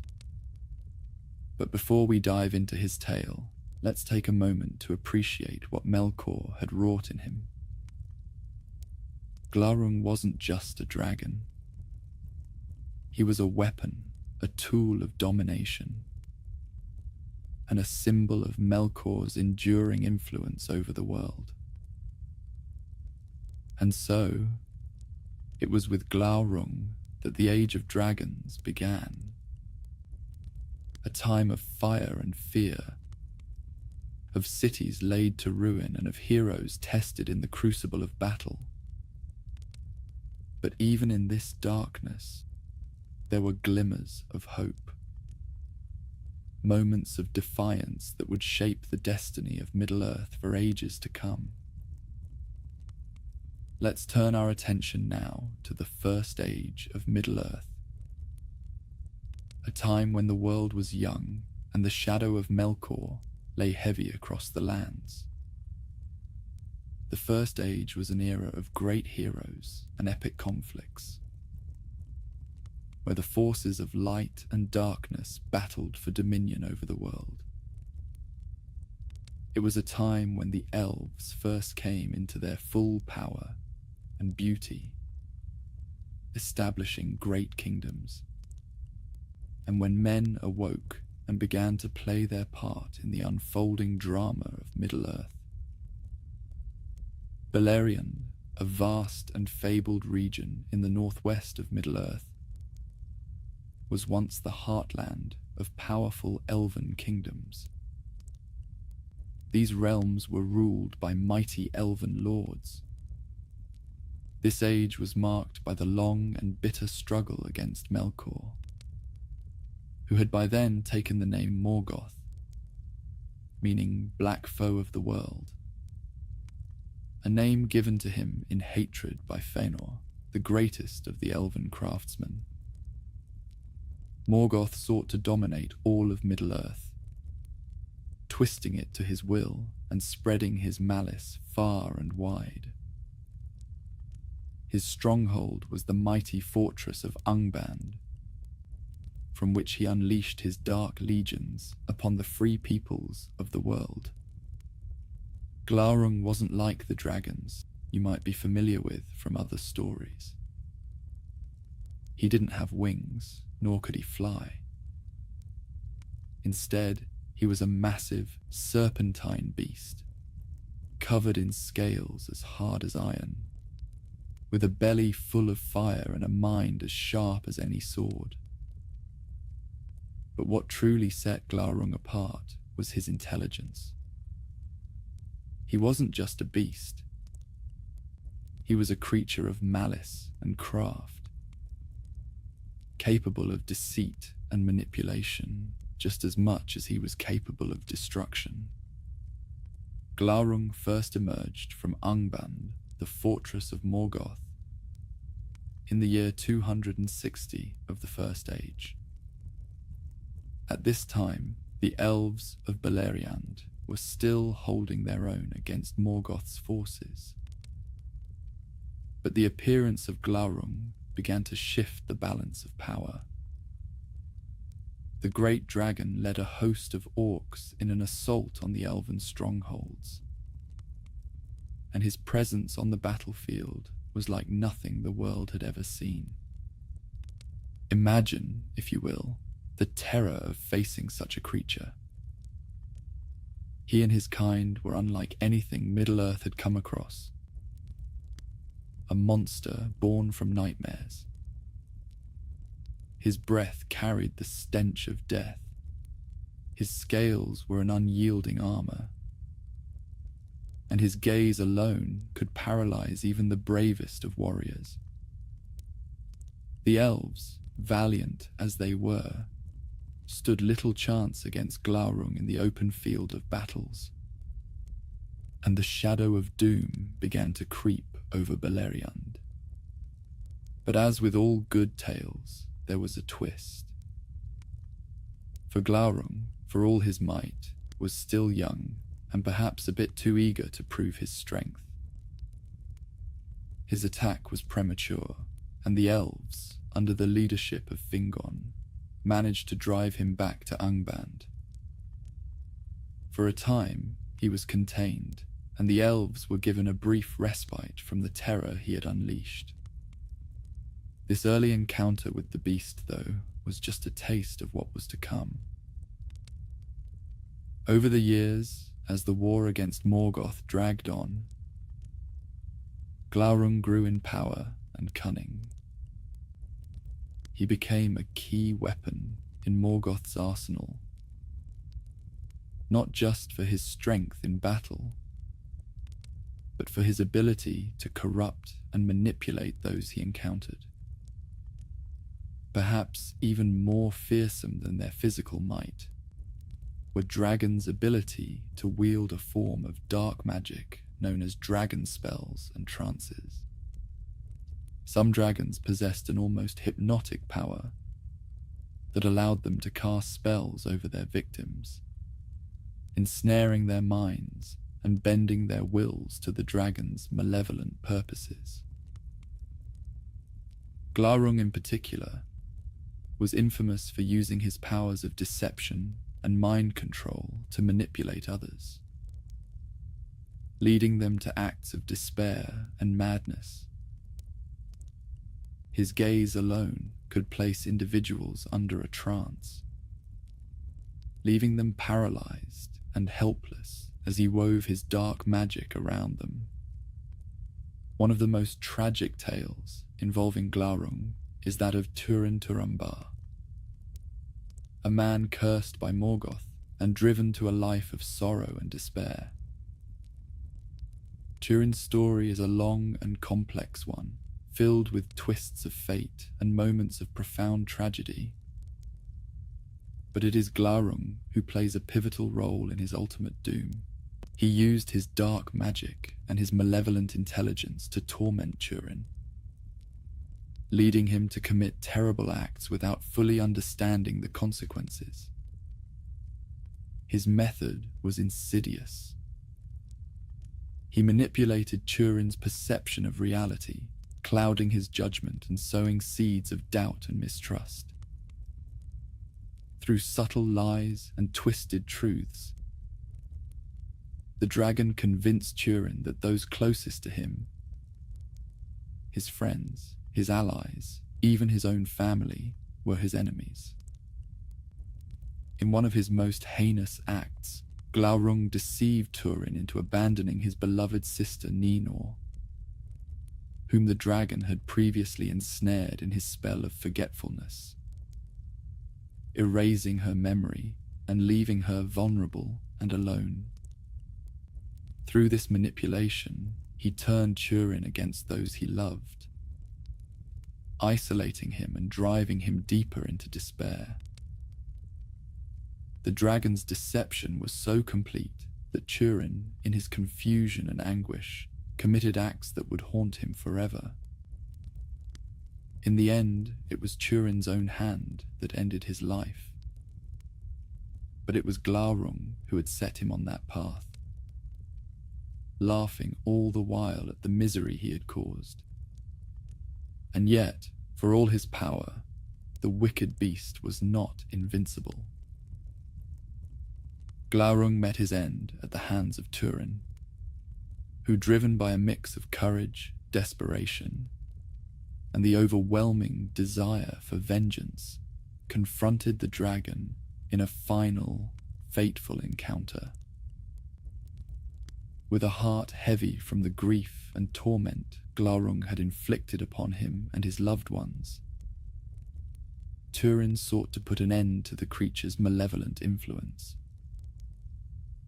In a moment of fierce resolve, Turin took up his black sword, Gurthang, and with a precise and powerful strike, he plunged it into the dragon's belly, finding the one vulnerable spot in Glaurung's otherwise impenetrable hide. As the dragon's life ebbed away, he unleashed his final act of cruelty, revealing to Turin the full extent of his manipulations. how he had twisted the lives of those Turin held dear. The revelation was a crushing blow, leaving Turin to grapple with the unbearable horror of what he had unwittingly done under Glaurung's dark influence. The weight of the dragon's manipulations and the resulting devastation was a burden he could not bear, driving him to his tragic end. Glaurung's death marked the end of an era, but it was not the end of the dragons. Far from it. Morgoth, ever the cunning Dark Lord, had learned from his mistakes. As the fires of Angband smouldered and the world moved ever forward, so too did the evolution of dragons. Morgoth wasn't content with Glaurung, despite the terror he wrought. No, he saw greater potential. A future where his dragons would not just crawl upon the earth, but dominate the skies as well. And thus, the winged dragons were born. Imagine the dark pits of Angband, deep beneath the earth, where the fires burn hottest and the shadows are deepest. It's here that Morgoth labored, crafting these new creatures with even greater malice and destructive power. These dragons were not only larger and more fearsome than Glaurung, but they too possessed the ability to breathe fire. A fire so intense that it could melt stone and incinerate entire armies. The first and greatest of these winged dragons was Ancalagon the Black. If Glaurung was the father of dragons, then Ancalagon was the embodiment of their ultimate power. For he was not just a dragon. He was a force of nature, a living weapon designed to bring about the end of Morgoth's enemies. His wings spanned the sky, casting a shadow so vast it could blot out the sun. And his breath was a torrent of flame that could turn the bravest of warriors to ash. Ancalagon's most famous appearance came during the War of Wrath, the final great battle of the First Age. By this time, Morgoth's forces were on the brink of defeat, with the Valar and their allies pushing ever closer to Angband. In a desperate bid to turn the tide of the war, Morgoth unleashed his most terrible weapon, Ancalagon and the other winged dragons. The appearance of Ancalagon, the Black, on the battlefield was nothing short of apocalyptic. It was as if the gates of hell itself had been thrown open. He led a host of winged dragons, a nightmarish legion that swept across the sky like a storm of death. Dragonfire scorched their path. The earth trembled beneath the might of his wings, and entire armies were scattered before him. It seemed that even the combined might of the Valar would be no match for this onslaught. But here is where the story takes a turn. For it was not just the combined might of the Valar that stood against Ancalagon. No, it was a single mortal, a man of courage and destiny who bore the weight of the world's hopes on his shoulders. This man was Erendil, a mariner and a hero of Middle-earth, blessed with the light of a Silmaril, the most precious of all jewels, crafted by Fëanor and coveted by Morgoth himself. This Silmaril, a radiant fragment of pure starlight, was a source of hope, a symbol of all that was good and uncorrupted in the world. Erendil was no ordinary man. He was of both elven and human descent, and he had long been fated for greatness. When the forces of Morgoth unleashed Ancalagon upon the world, it was Erendil who answered the call. Taking to the skies in his ship Vingilot, a vessel made of pure light and driven by the power of the Silmaril. This ship, glimmering like a star itself, soared into the heavens to confront the great dragon. The battle that ensued was one of the most epic and awe-inspiring confrontations in all of Tolkien's legendarium. Picture the scene, the night sky, once serene and dotted with stars, now ablaze with the furious light of dragon's fire. Ancalagon loomed above like a horrific storm, his wings blotting out the stars. The sheer scale of the battle was unimaginable. Ancalagon was so vast that his presence alone could shatter the will of armies. Yet here he was, facing a single ship, a single man. Erendil maneuvered Vingilot with unmatched skill, dodging the searing blasts of fire that erupted from Ancalagon's maw. The light of the Silmaril shone brightly, spearing through the darkness and blinding the great dragon, who had never before encountered such purity. For hours they fought, the night sky a canvas of fire and light, until at last Erendil saw his moment.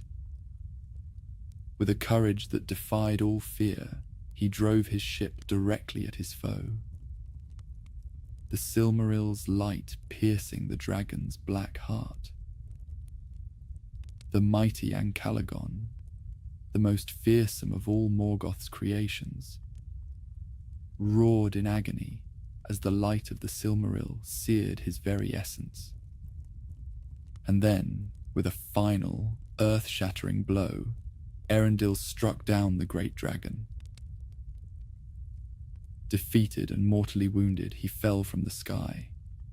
His colossal body plummeted toward the earth, the impact so great that it shattered the very mountains of Thangorodrim, the peaks that had long been the seat of Morgoth's power.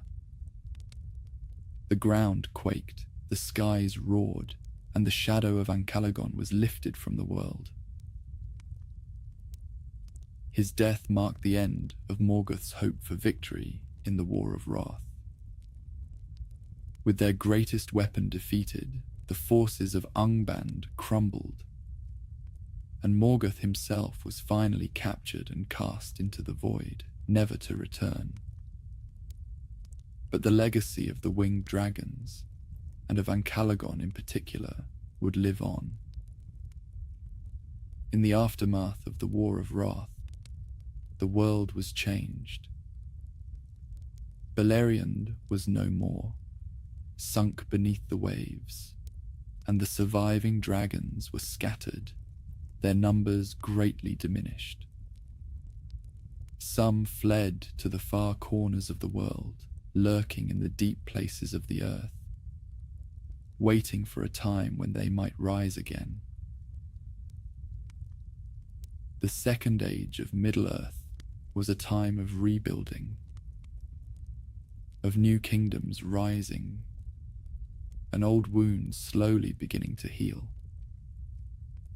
It was also a time of dormancy for the dragons, those fearsome creatures who had wrought such devastation in the First Age. But dormancy does not mean extinction, and though the dragons were not as active, their presence still lingered.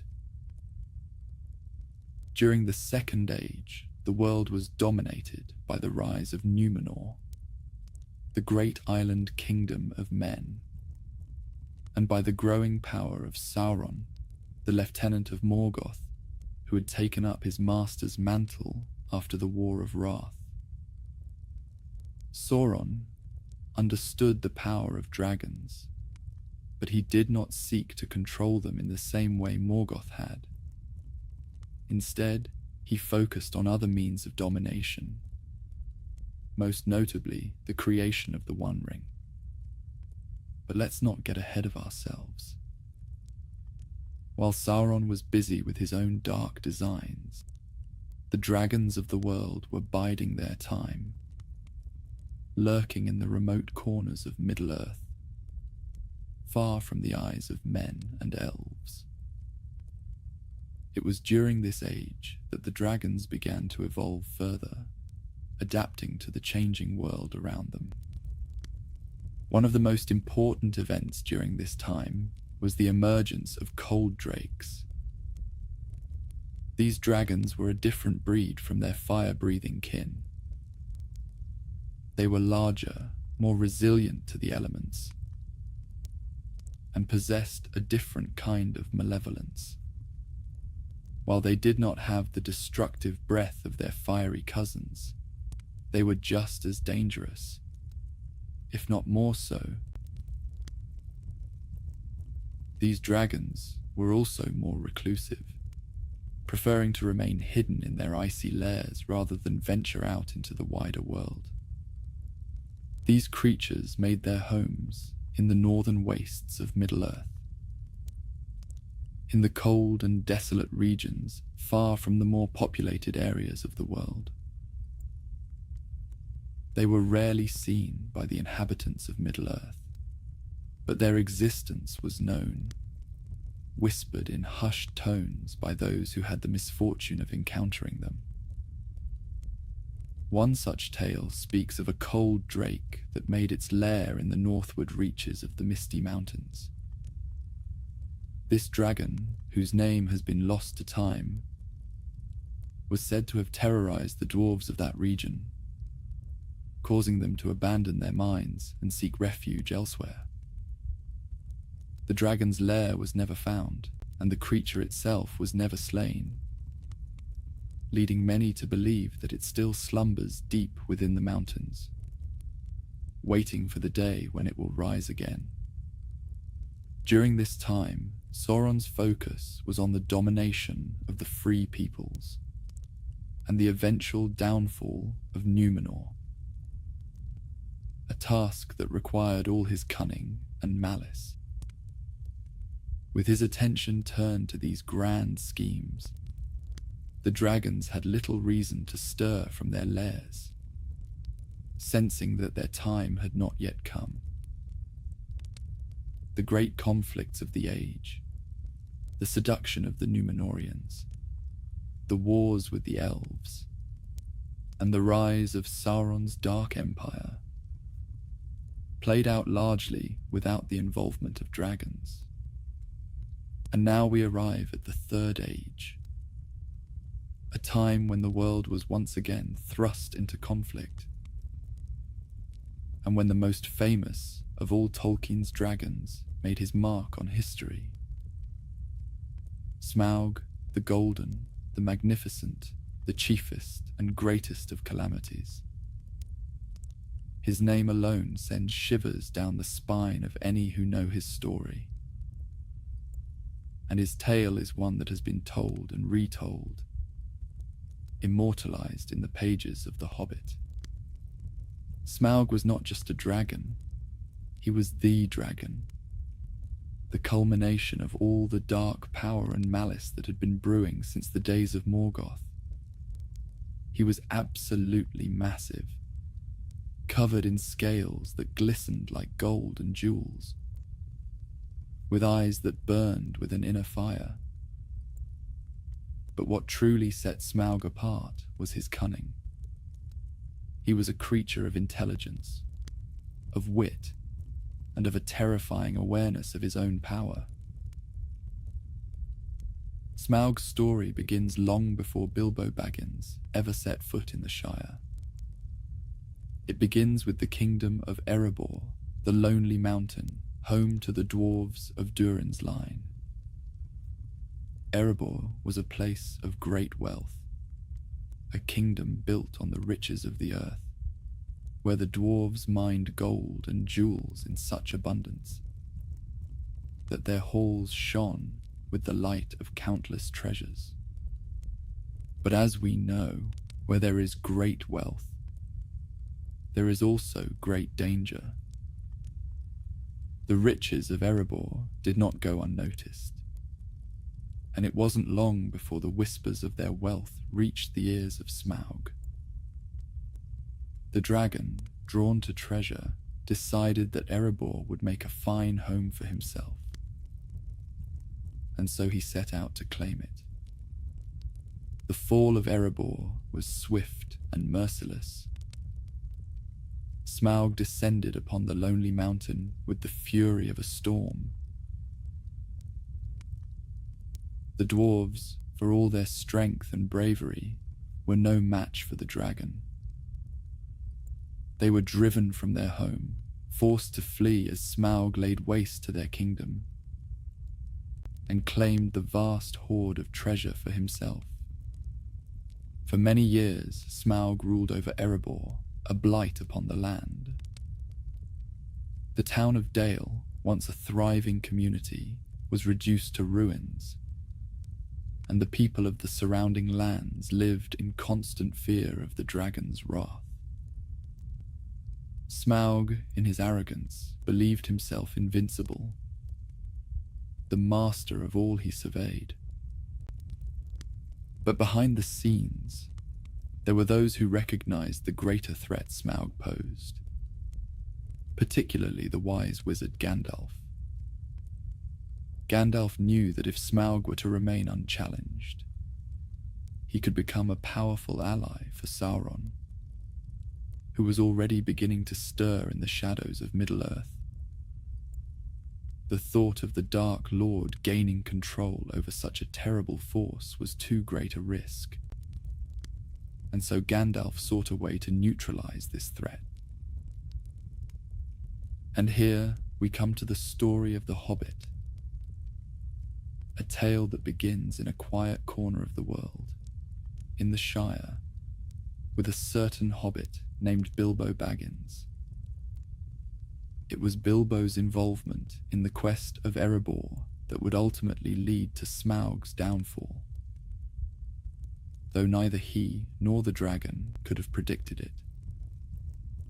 Bilbo, along with a company of dwarves led by Thorin Oakenshield, set out to reclaim Erebor and the treasure within.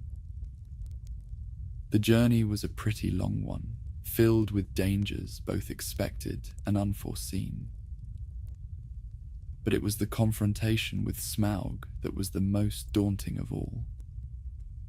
When Bilbo first entered Smaug's lair, the sight that greeted him was one of awe and terror. There, amidst the mountains of gold and jewels, lay Smaug. His body coiled around his hoard, his eyes glowing like embers in the dark. The dragon, sensing the presence of the intruder, began to speak. And it was then that Bilbo realized he was not dealing with a brutish beast, but with a being of deadly intelligence. The conversation between Bilbo and Smaug is one of the most famous in Tolkien's works, a battle of wits as much as anything else. Smaug, with his grandeur, tried to intimidate Bilbo, while Bilbo, with his quick thinking and clever words, managed to hold his own. But it was in this conversation that Smaug made a fatal mistake. In his arrogance, he revealed a weakness, a small patch on his underbelly where the scales were missing, exposing his flesh. This information would prove to be Smaug's undoing. When the dragon, enraged by the intrusion, left his lair to exact his revenge on the region of Lake Town, it was a man named Bard who took up the challenge of defending his home. Armed with the knowledge of Smaug's weakness, Bard fired an arrow, the black arrow, into the dragon's vulnerable spot, killing him and ending his reign of terror. Smaug's death heralded the end of another era. But it also set in motion a chain of events that would have deep consequences for the world of Middle-earth. The treasure hoard of Erebor, now unguarded, became the focal point of a conflict that drew in men, elves, and dwarves alike, culminating in the Battle of 5 Armies.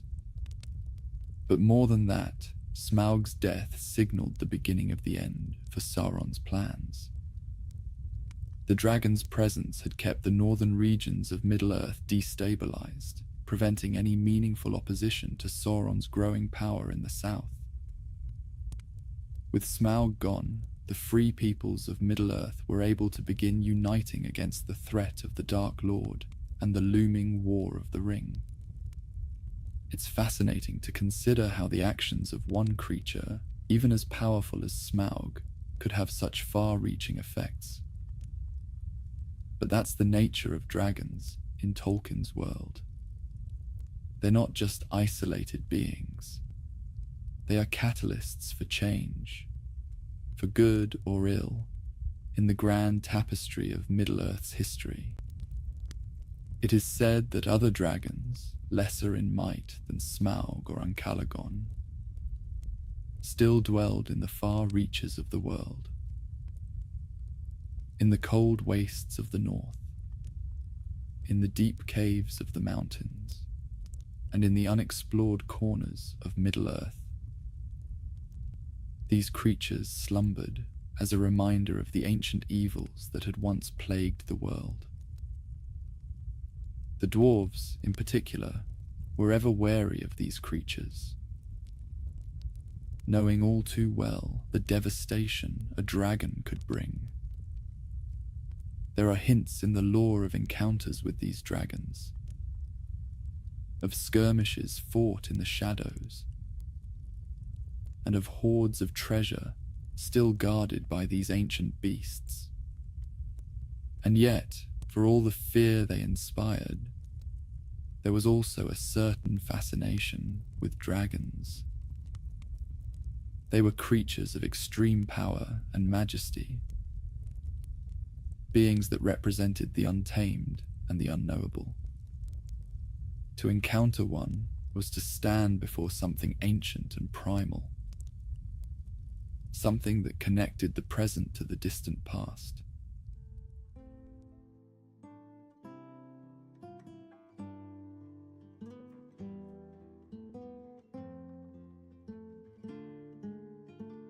And that, my dear friends, is where we'll close out tonight's compilation. I'll have more Lord of the Rings lore videos out soon, so hopefully this tides you over until then. But for now, take care and sweet dreams.